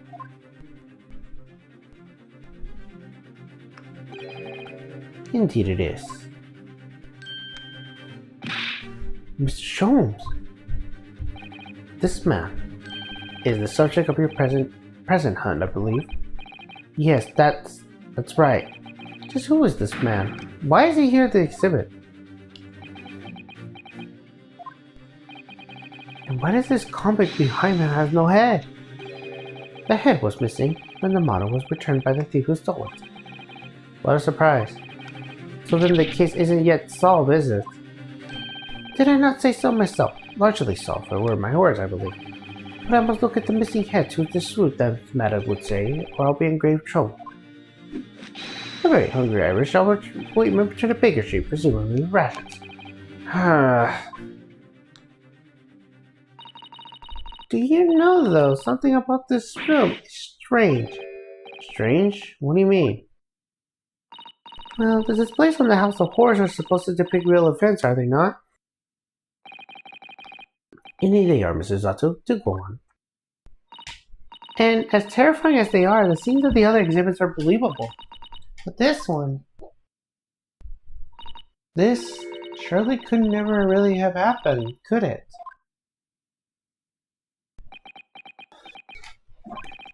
I think it's time I educate you a little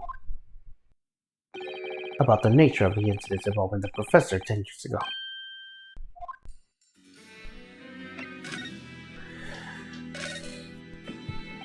I believe I told you a little more about the professor yesterday, did I not? He took the lives of 5 victims, everyone being either a member of the aristocracy or royalty. All were attacked by an enormous hunting bell and had their ropes ripped from their bodies. Oh gosh, an enormous hound? How awful. After taking the life of his victim, the killer was apprehended. It was a case of unprecedented magnitude in Britain, you understand.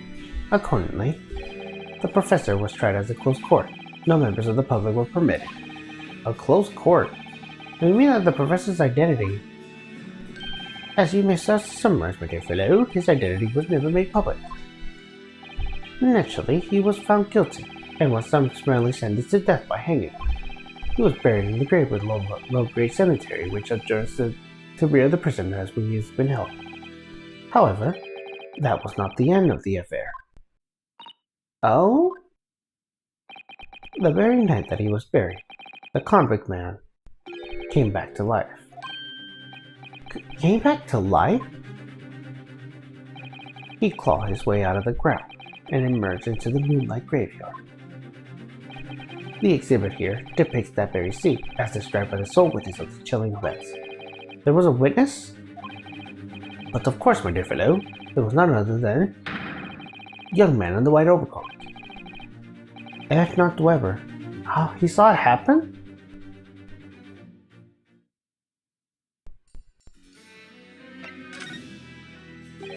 So this is the waxwork model of Echnot Weber? 10 years ago, the convict professor, having been killed and buried, emerged from his grave from the dead of night. The sole witness of that unimaginable scene was this young man. From appearances, he was about 20 years old. It's so horrifying. Scared out of his wits, the young Weber ran to a nearby police station to report the incident. And the sheer terror of what he has seen is said to have turned his hair white overnight. Yes, I showed us a photograph we have of him. His hair is completely white. For the following few days, the story of what he has seen was the very front page of the Capitol. The public was frantic for every last detail about the killer who come back to life. As you've seen, the exhibit was even created here at Random Test Spells. I can't quite understand why the man's hair turned white suddenly. What I don't understand is what Mr. Weber was doing in the first place, in the lonely graveyard in the middle of the night. Yes, what was he up to?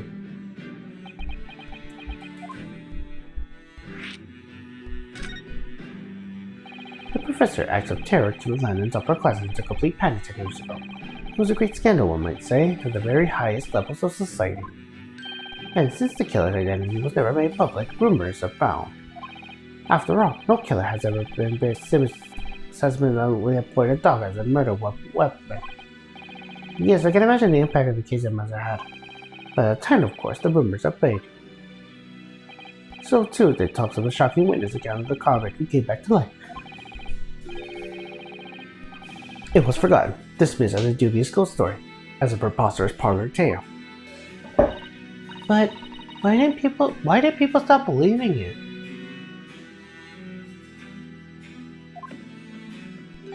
Why? Simply because there was no resurrection to speak of, as we established a fact. What do you mean by no resurrection? The police investigated the grave at Lowgrade Cemetery and what was their finding? The convict's body was found to be buried exactly where it has been following their execution. No! But that would mean Mr. Weber must have lied to the police and the newspapers. That would appear to be the only logical explanation, yes. The young man has supposedly banished from society and nothing has been heard of him since. It's rather striking, then, that he should resurface now, don't you think? Of course the convict murder couldn't have really come back to life, that's not possible. But Weber's hair is unusually white. If it did happen overnight as a result of shock, it's hard to believe the incident was an out-and-out lie.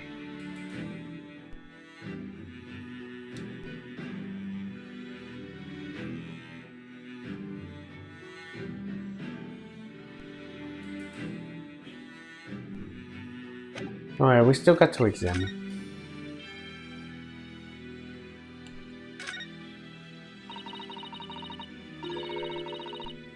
This must be the killer, the fiend known as the Professor. Yes, I think so. According to what Madame Tuspel said, he killed 5 victims, all of noble and royal blood. The waxwork is so lifelike, isn't it? Like all the models of this place.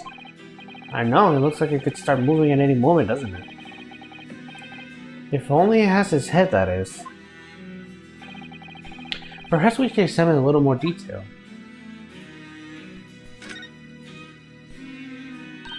So this is the condemned man. Yes, the so-called professor. Then perhaps his head was chopped up by a guillotine. But unable to find peace, he emerged from his grave from a headless ghost. Do we have to entertain such terrifying idea, Mrs. Zato? Anyway, I'm sure the model has a head once. There's a medal fitting to it, see? Then perhaps Mr. Sholm absent-mindedly forgot to retouch it? That's an extremely absent-minded detective you're describing, isn't it? Or perhaps the thief absent-mindedly forgot to include the head when he or she returned it to the museum? And that would be an extremely absent-minded thief. Could there have been some reason why only the head wasn't returned? Well, whatever the reason, it seems we don't know what his face of this infamous professor looked like, do we?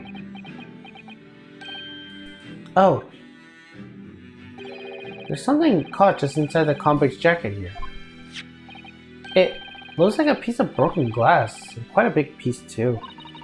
It's very thick, isn't it? About 5 times thicker than normal glass window glazing, I say.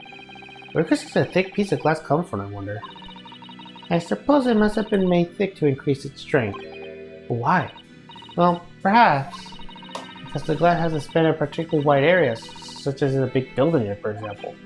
Ah, well, we've seen a large glass building recently, haven't we? Some of the glass were broken too. You don't mean... Exactly. The Crystal Tower of the Great Exhibition. Why would glass from the Crystal Tower be launched inside the waxwork jacket? It makes you think, doesn't it?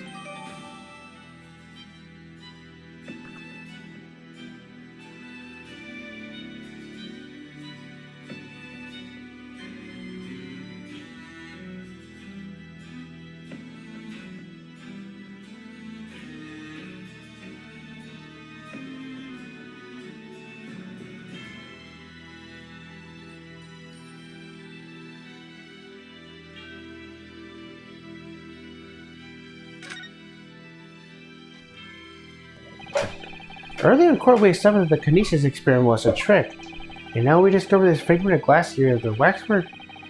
Is it just a coincidence?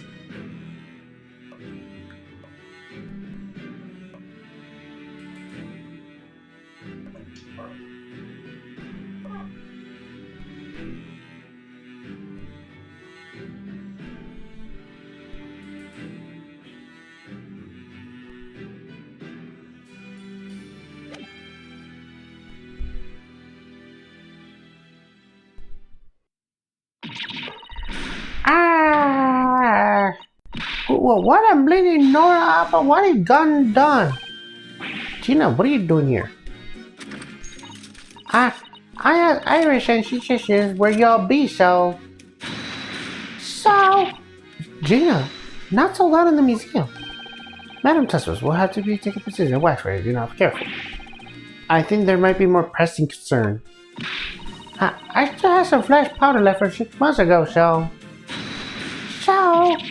Alright, Gina, we understand, but please, put down the gun.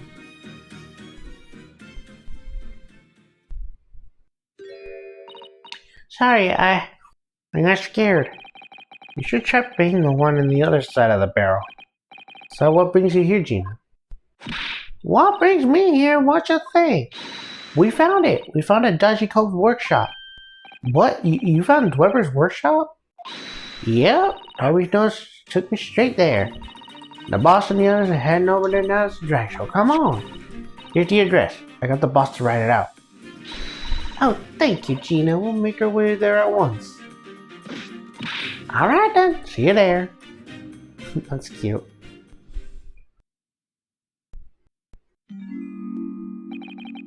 You go. Don't mind me. I'll just stay here, being still. What? I know my place in the exhibit over there. Oh dear, someone is feeling sorry for himself. Let's go, Mr. Sholmes, you're coming. Your words harden me, I must say, but I were to strengthen my duties here. Madam will have me pay monetary recompense and Irish dinner plate will be empty once more. Forget that, I'll pay for everything. Then there's not a moment to lose, my dear fellow. Let's just hail the carriage at once. No offer to share the cost with Mr. Sholmes, then. I shall gladly pay half, Mr. Naruto. Thank you, Mrs. Zato. Right, let's go.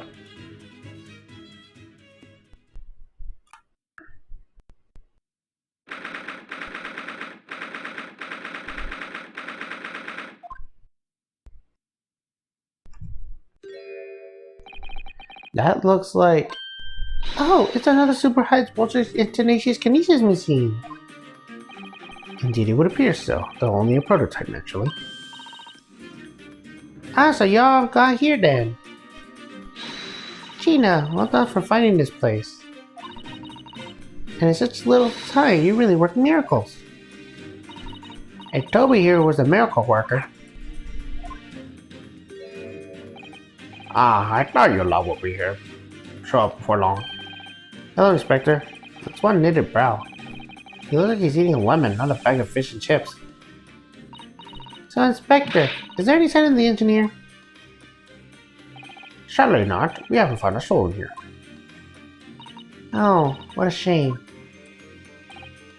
Well, thank you for letting us know about this place and giving us the chance to investigate. Press the wrong button. According to what Gina tells me, we only found it thanks to the clue that your lot turned up. I wouldn't want to say go to Paris with a debt of gratitude unpaid now, would I? Thank you. Anyway, if you're hoping to swoop around here, I'd be cracking. Lord Van Zix and the forensic investigations are on the way here as we speak. Them again. I imagine you got to play your picture by now. They don't take too kindly to lawyer types. Right. So then, my dear fellow, let's turn this place upside down while we got the chance. And you, Sholmes. Pardon? Or take even less kindly to great detectives than you do a lawyer. Very droll, Gregson. Very droll. But you may consider me nothing more than an incompetent Wexford model. Right then, let's see what we can find in here.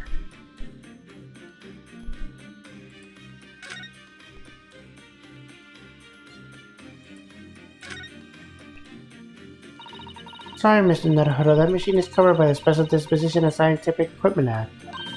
There would be a serious repercussions if you were to examine it on the crown of the government.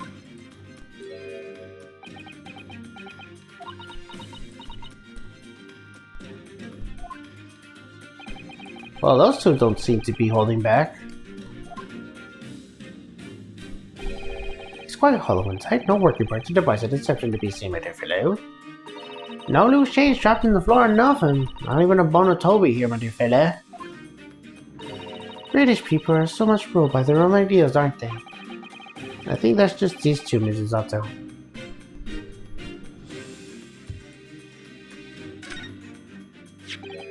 Ah, this appears to be most interesting. Yes, most interesting indeed, would you say? It's an impressive looking back, Miss Otto, that's for sure. I've no doubt that you hit your shoulders a few times with that your eggs and paints when you're going away. It's a Royal Society trophy for excellent science, my dear. My young scientists would wish for no higher honor. Ah. Would you like a massage? No, I'm fine, thank you. I had no idea it was such a grand thing.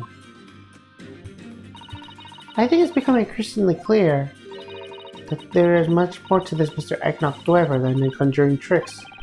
I couldn't agree more, my dear madam. And how about you, Mr. Naruto? Would you like to take it with you? For your tired shoulders, of course. He's not going to let that go, isn't he? It's curious, though, isn't it? You would expect such an important trophy to be proudly on display somewhere, not haphazardly cast aside. English gentlemen can be quite a mystery at times.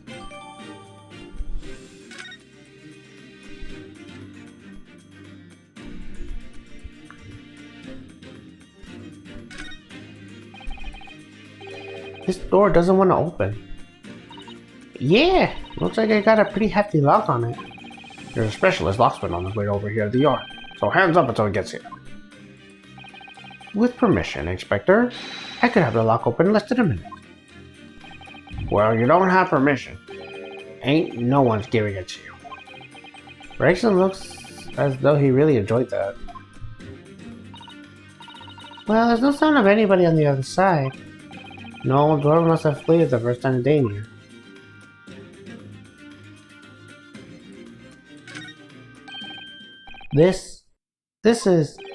It's a European-style quiver of arrows with steel bolts inside. Oh, do you suppose? Crossbow bolts, these.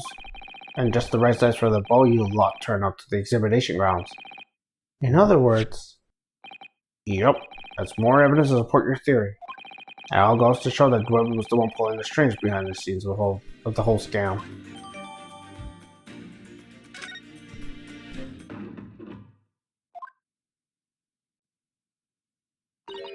Oh? Something wrong, Mrs. Otto. Well, I thought I heard a noise from the far side of the door. Well, Gina, do you hear too? Yeah, I heard them all. What you reckon, Toby? Right, mind the grease. Whoever's in there, open up. This is Scotland Yard.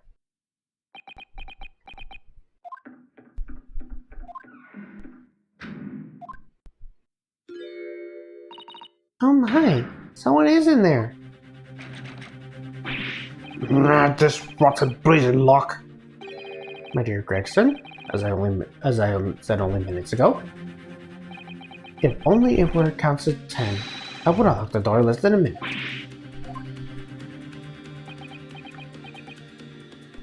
Fine. I'll take the rat for it. Just get us through that blasted door. There. You may answer at will. You confuse minutes with seconds, I think. Time is of the essence, I feel. What are we waiting for? Nothing for it, I suppose. This is an emergency.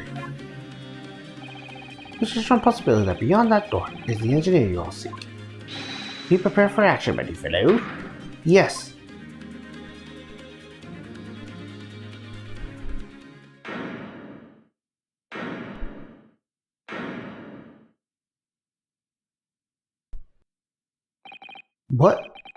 What happened in here? Why is everything upside down? Rest! There ain't no one in here after all. But there mustn't be. There's only moments ago we heard those noises. Maybe it was the sound of Glover running away. But there's only one door to this room. And no windows could afford our escape route. Those skylights are too high.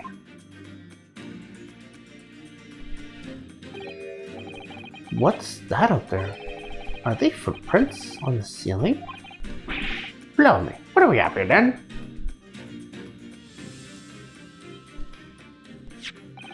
Looks like someone was trying to burn something in a hurry. Oh, that looks like a set of blueprints. To what? To that Professor Hairbrain's burning machine, is it? Blimey, if we just had these, we had been no need to muck about trying to investigate that scrap metal. There's something of great interest here, too. This rope was lying on the floor at the foot of that pillar. A rope? What's the significance about that? Never mind. You see, but you do not observe, Mr. Naruto. You must investigate the entire room thoroughly, and before the forensic investigation team are up too.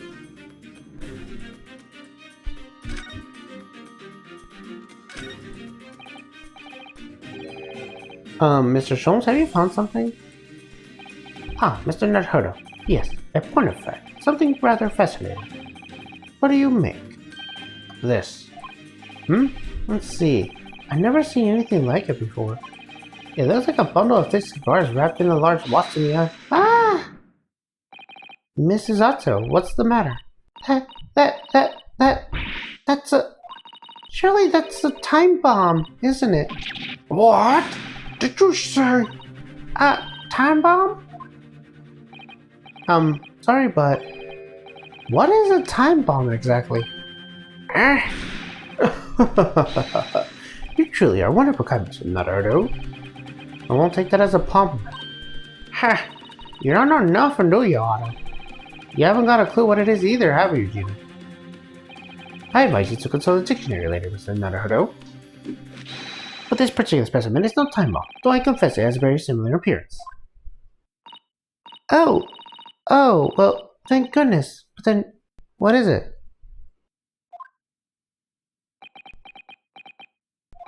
I see. So that's it. Goodness, Mr. Sholmes, have you seen the heart of the matter?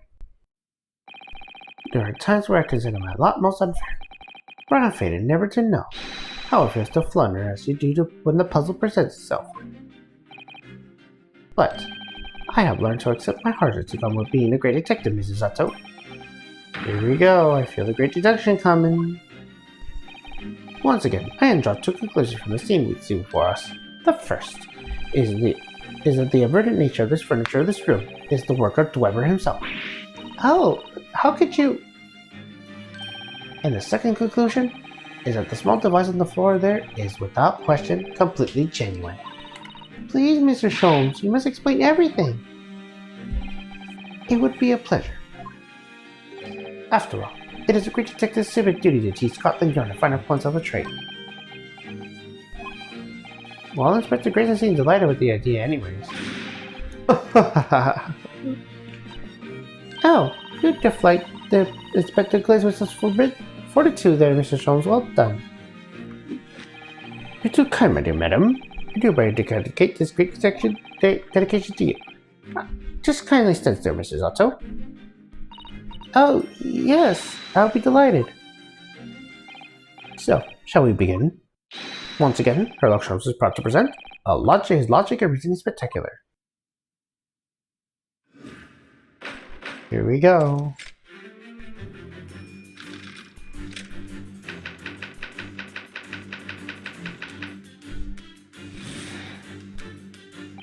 It pains to see that this room is complete disarray. The bed, the table, the chairs, the lamp, everything is upside down. Almost as if any hand in this room had until recently had been happily positioned in the ceiling, before falling straight down into the floor. Every item in the floor was on the ceiling? Are you suggesting that? Indeed, the key here is gravity. It would appear that technology has at last succeeded to flee us from the great pull over the earth. When the gravity of this room is reversed and then suddenly restored to normality. Goodness! The inverted furniture clearly reveals the truth of the gravity played in this whole business. I quite understand your skepticism, Mrs. Otto. I too was dubious at first. However, my conviction in the analysis was cremated when I observed this. An anti-gravity device, almost identical to the one featured in the dream of mine only the other day, in fact. But then why it has the clock on it? A most relevant question indeed. It is evident that the controls the gravity direction of the switch. There was clearly a requirement for the engineer to be able to restore normal gravity automatically. And the commotion we heard earlier was the other side of the door was at the moment the restoration occurred. Yes, the reason why everything is here is turned upside down is because of the anti-gravity device. So you see, we need to look no further state to the which we now find this room. The direction in which gravity acts here is reversed by Mr. Dwemer. Before being restored to normality on a magnificent sometime later by the timer device. I have witnessed precisely the scene in the dream I once had when we fell out of bed.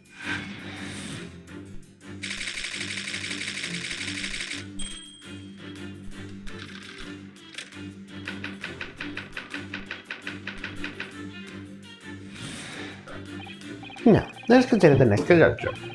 What was our engineer friend name?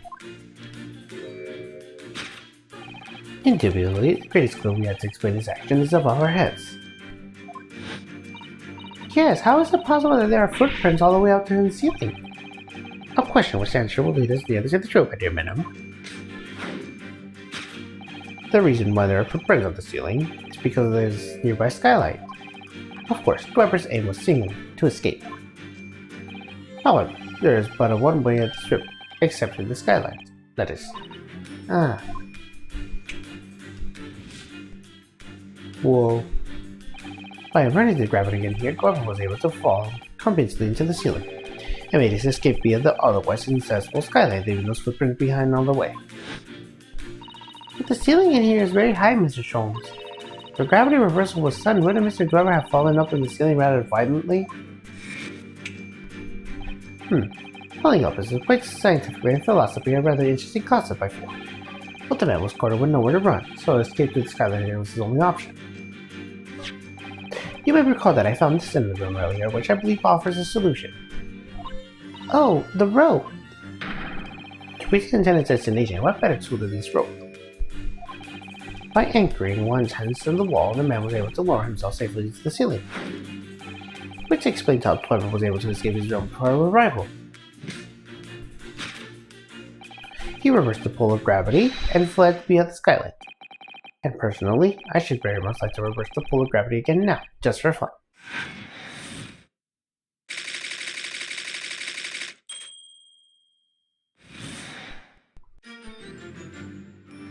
Thus concludes Sherlock Sholmes' great deduction of this topsy-turvy puzzle.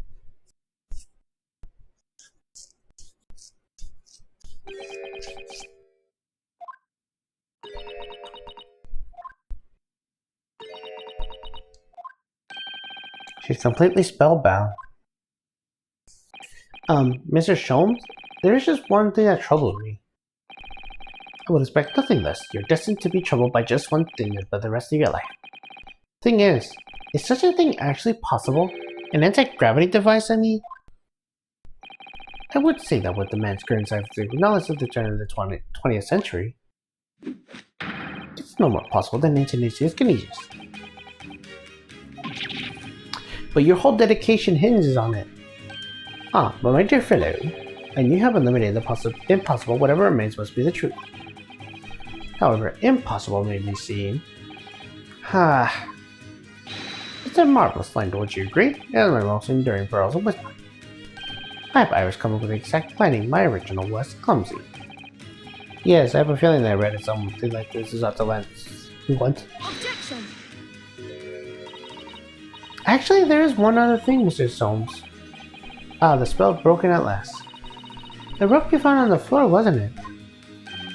Indeed, it was my lonely coils near the wall. But if Mr. Twicker had used it to escape on his way you described, wouldn't it still be tied to the wall?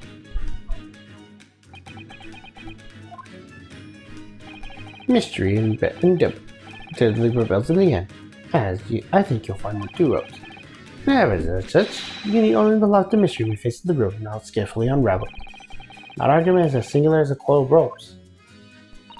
I think perhaps we might need to give Mr. Sholmes the unusual little helping hand. I'm sure with some minor corrections, the great detective's great deduction will lead us to the truth. Yes, you're right. Oh, we must do it quickly before Eknar's Dwemer gets too far away.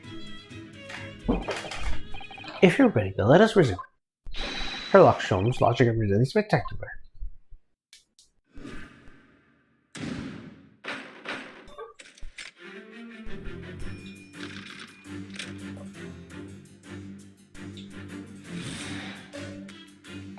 It's plain to see that this room is a complete disarray. The bed, the table and chairs, the lamp, everything is upside down. Almost as if every item in this room had until recently been happily positioned on the ceiling. You are falling straight down into the floor. Every item in the room was on the ceiling. Are you suggesting that... Indeed, the key here is gravity. It would appear that technology has at last succeeded in putting us with a great pull of the earth. For the gravity of this room is reversed and then suddenly restored to normality. Goodness! The inverted furniture clearly reveals the trouble that part gravity played in his whole business. To think gravity would have been reversed by this very room, I think the whole idea is something trolling. Only Mr. Sholmes could have conceived such an explanation. But the man himself admitted it was scientifically impossibility, so... Yes, you're quite right, we must discount the idea at once. Oh, that's usually merciless of you, Mrs. Otto. When you examine the impossible, whatever remains must be the truth. The great detective himself said so, didn't he? While refusing to part of the genes of anti-gravity devices. Yes, I suppose so. Well, let's see if we examine this topsy-turvy scene a little more closely, reveal some proof that shows exactly what the gravity of this room was or wasn't moving.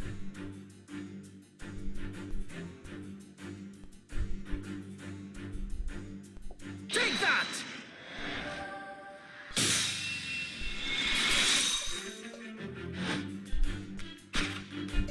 The upright face, it clearly reveals the truth of the part anti-gravity played on the whole business. Upon my word, Mr. Nutter, you surprise yourself. I completely turned my argument on its head.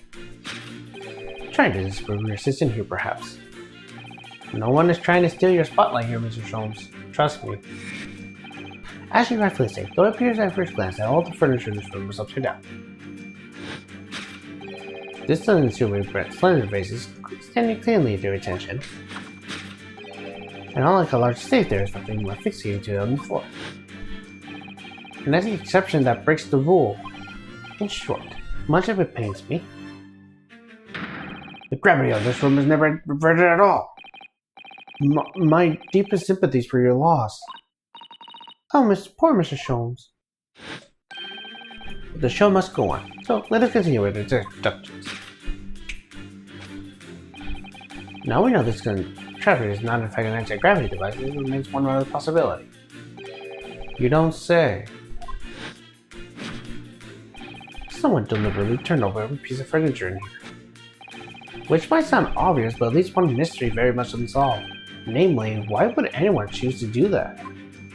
Quite, and naturally there is one explanation. Yes, the reason why everything has been turned upside down is because of the anti-gravity device. He's absolutely determined that this device must be something to do with it, isn't he? I'm afraid the lure of the exciting scientific explanation is too strong. Well, there's no doubt that somebody did this. Somebody turned all the furniture over. So whoever it was must have a reason. I'm afraid nothing comes to mind at all, though. Well, let's look around and see if we can answer presents itself.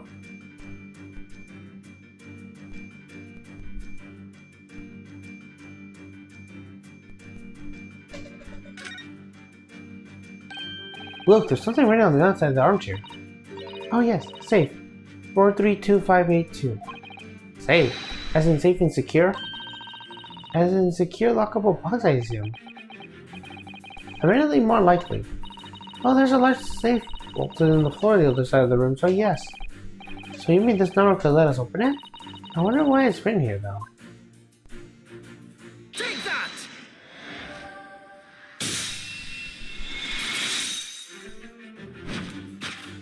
Yes, the reason why everything in here has been turned upside down is because of the safe combination. Precisely. I believe, Mr. Nutter, that you have a very similar experience once, didn't you not? Yes, last year, when I bought a lottery ticket, I noted the ticket number down on the inside cover of the book just in case. That's it. For people are forgetful souls at heart and always make a written note for important information. Just giving the ticket itself safe would be more insensible, I think. And what pray happened next, Mr. Nutter? When the day of the draw came around, I forgot which book I'd written a number and had to turn my book upside down to find it. That's it. For people are forgetful souls at heart and always forget when they are noted things down. Now do you always note things in the same place? I actually won the second prize, you know. But I couldn't remember which magazine I slipped the ticket into. At the room upside. Thank you, Mr. Nutter. I believe I have proved my point now.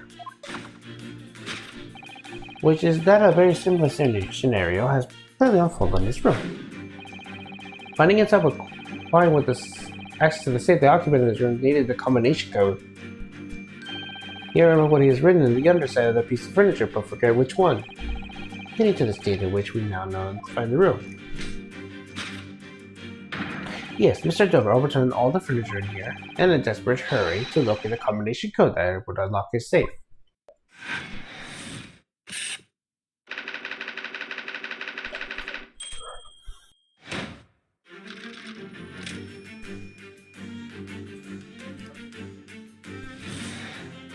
Now, let us consider the next conundrum. What was our answer to your friend's aim? Indubitably, the greatest clue we have yet to explain his actions is above our heads. Yes, how is it possible there are footprints all the way up in the ceiling? The question whose answer will lead us nearly to the truth, my dear madam.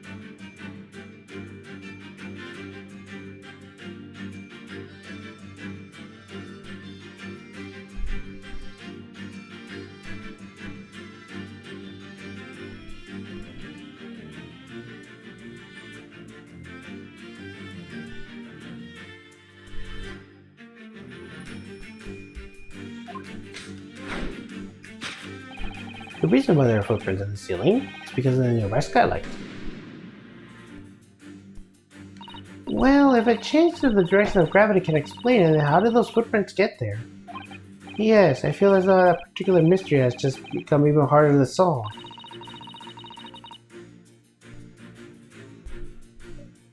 I can't think of any other way to explain it all. Oh, life is so simpler with those hologram days with gravity could be reversed. It was minutes ago, but those Halcyon days never existed in the first place. Well, I suppose we must simply put our faith in Mr. Sholmes and observe the area more detail. Putting our faith in Mr. Sholmes is what got us to these situations in the first place.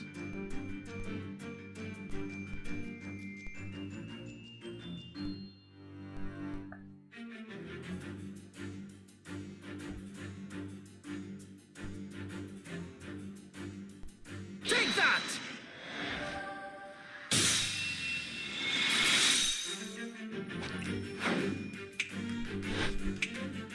The reason why there are footprints on the ceiling is because of the nearby shoe.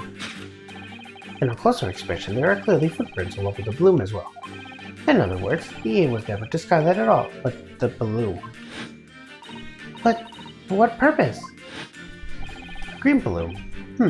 That seems somewhat familiar data. It was the piece of green balloon envelope that Mr. Naruhodo and Iris found at the scene.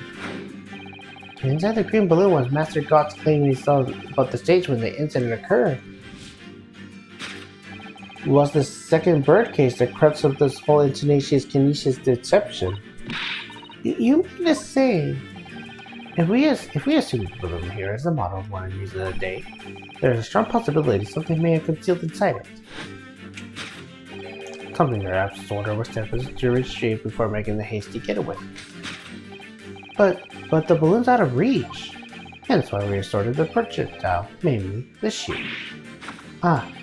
Most precisely, Zebra intended to tear the whole of his envelope by encircling it with the shoe.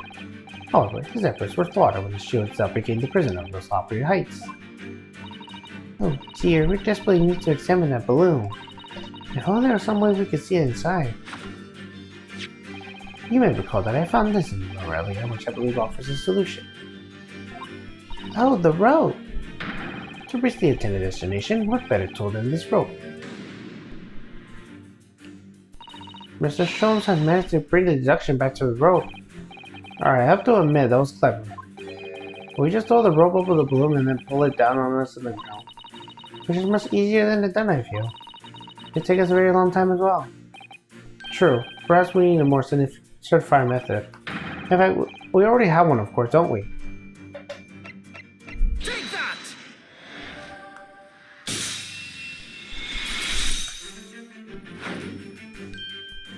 To reach the intended destination, what better tool than this crossbow? That's what's found at the scene, in fact. In all likelihood, belongs to Mr. Dwemer. If the man had only brought it away with him that day, he could have avoided losing his shoe at such a critical time like this.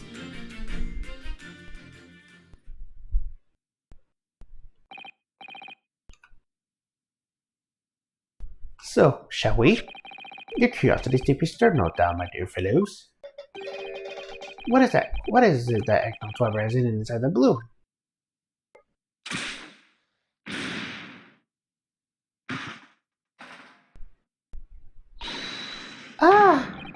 What the?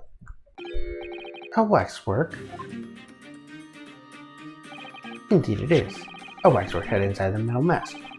A mask that was shut tight and fastened with a strong and quite impenetrable lock. We can't see his face inside of things.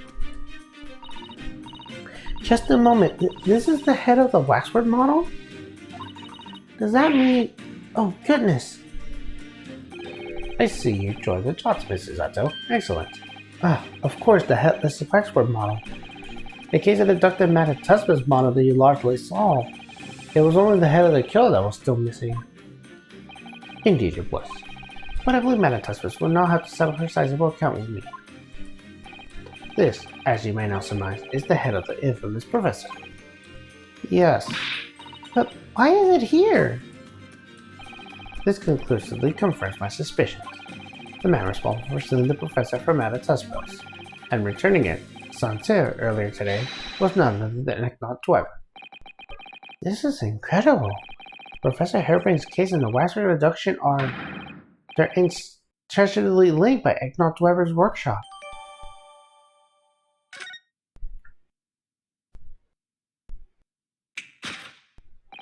Well, it appears our logical pleasure cruise has come to an end, my dear fellows. All that remains is, yes, to speak with the archaeologist of this adventure. The archaeologist? You mean Mr. Dwemer? As we see impossible to escape via the skylights. Obviously, the man must still be here in this room. What? His location should be abundantly clear. If you simply reflect on the journey we made together during this dedication, Eknath Dwemer is right here somewhere in this room? So, Mr. Naruto, would you do the honors? Yes, of course. Mr. Dwemer's hiding place must be the... Take that!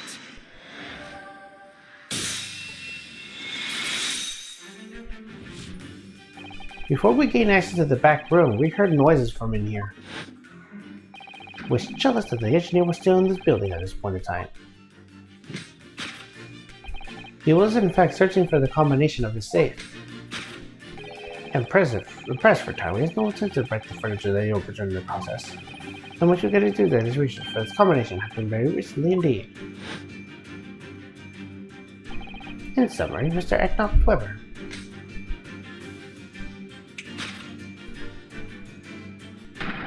is at this very moment inside the safe. Thus concludes Sherlock Holmes' great deduction of this topsy-turvy puzzle.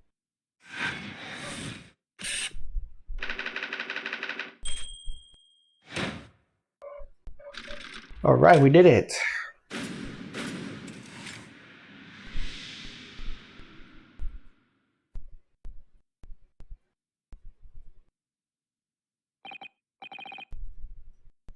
So, Mr. Naruto, I think perhaps it's time to name this game the hide and seek, don't you? By opening the safe, you mean? What else? Let's see. Combination was 1 4 3 2 5 8 2.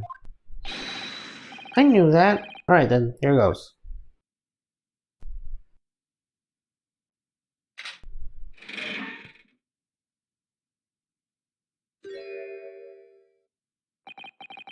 You found me.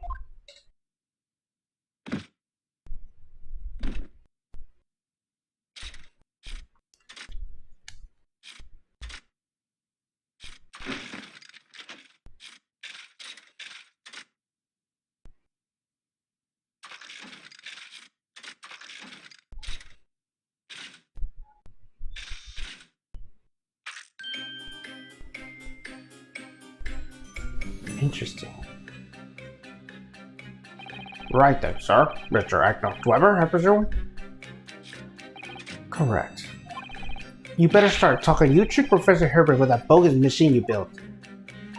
And you shall have to explain the theft of the wax for Madame Tuspis as well. Whilst I would be delighted to answer your many questions, personally, I would advise that you deactivate my little parasol first. Deactivate? Your parasol? I refer to, of course, to that time bomb. I left it at the most prominent position. Ah! Ha ha ha! I see. Stunned silence. You all gearing up to die with me then? No!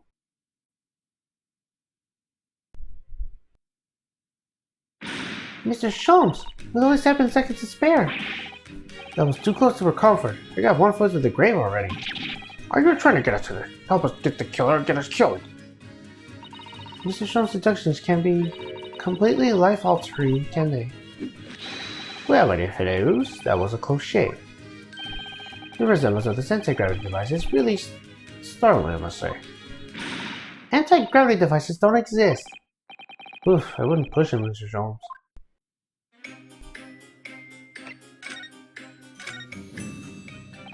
What on earth happened here? You found me, haven't you? No need to screw me down any further. Everything in here is precisely what it seems.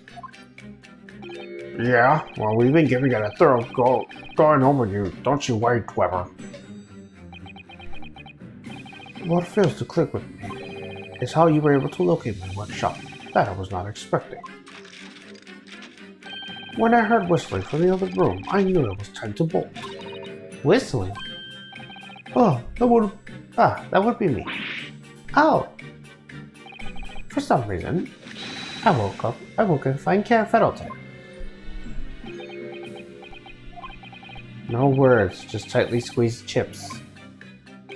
Clearly, I must have a screw loose though. I couldn't remember the combination for my safe. And another one loose. I couldn't remember on which piece of furniture I wrote it down. We also found a rope over by the wall. Yes, I have hoped to exit through the skylight, but sadly the rope was too short. So, I then set for certain spirit combination code to open the safe. And burning the incriminating blueprints, don't forget. Regrettably though, you failed to retrieve the head of the balloon amongst the rafters. And after you hit yourself inside the safe, having first set this parasol ticking, well, I had no intention of being nailed by the police. Got a death wish, have you? Hiding right beside the ticking time bomb? Please, why would you suppose I chose to hide inside the safe? It's no ordinary safe, it's specially designed. A dynamite explosion wouldn't have a scratch on it. So in fact, the safe was the only safe place. Precisely. But once you climb inside, you wouldn't have been able to get out again. I invite you to look more closely.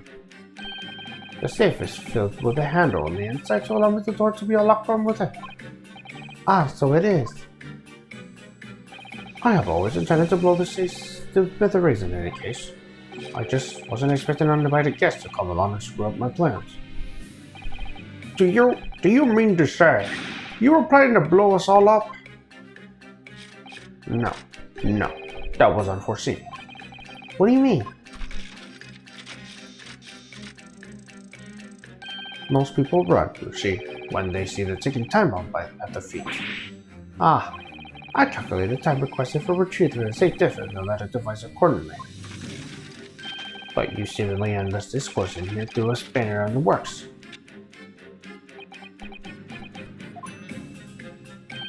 Is something wrong, Gregson? Do I have something on my face besides the usual eyes, ears, nose, and mouth?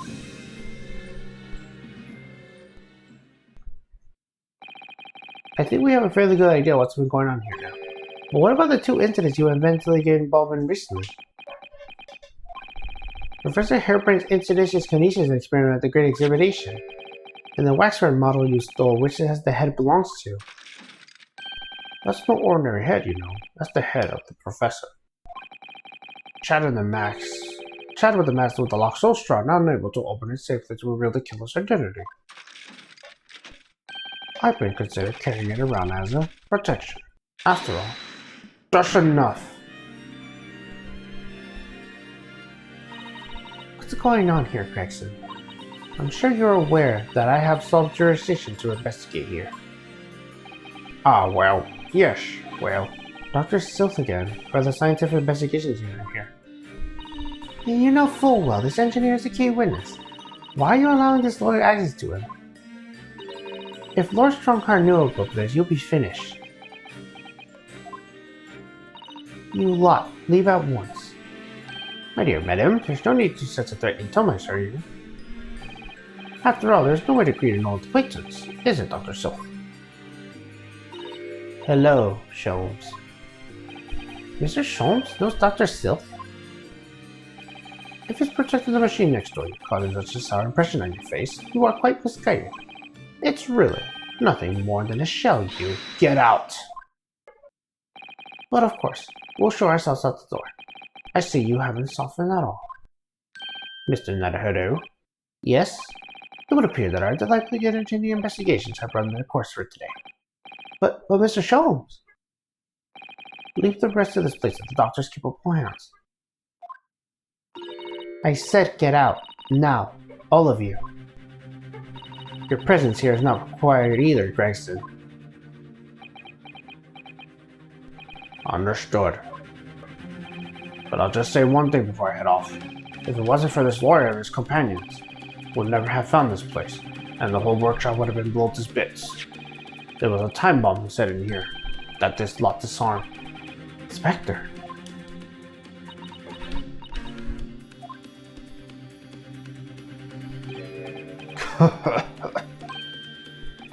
Something giving you a chuckle, has it, Grabber? Ah, so sorry. Didn't mean to offend. You're quite right, of course. You did disarm the time bomb, did you?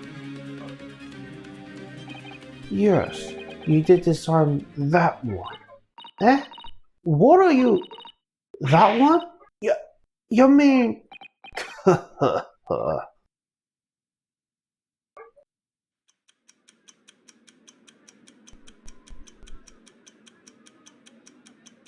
Oh no.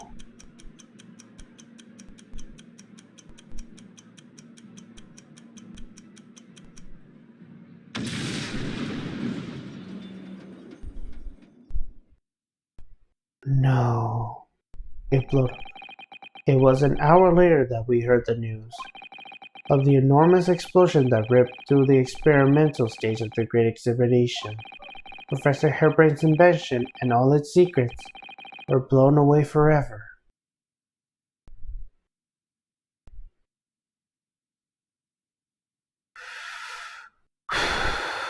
Wow.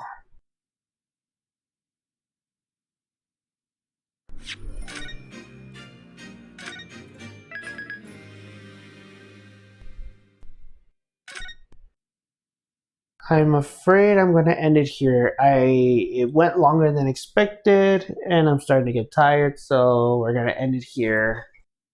Probably the next stream, we're going to complete episode 3.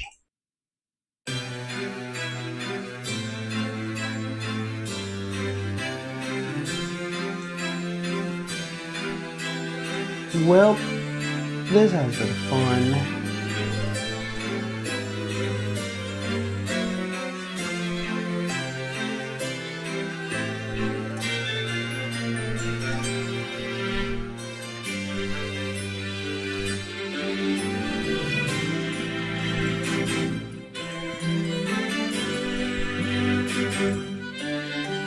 But for now, we're going to end this stream.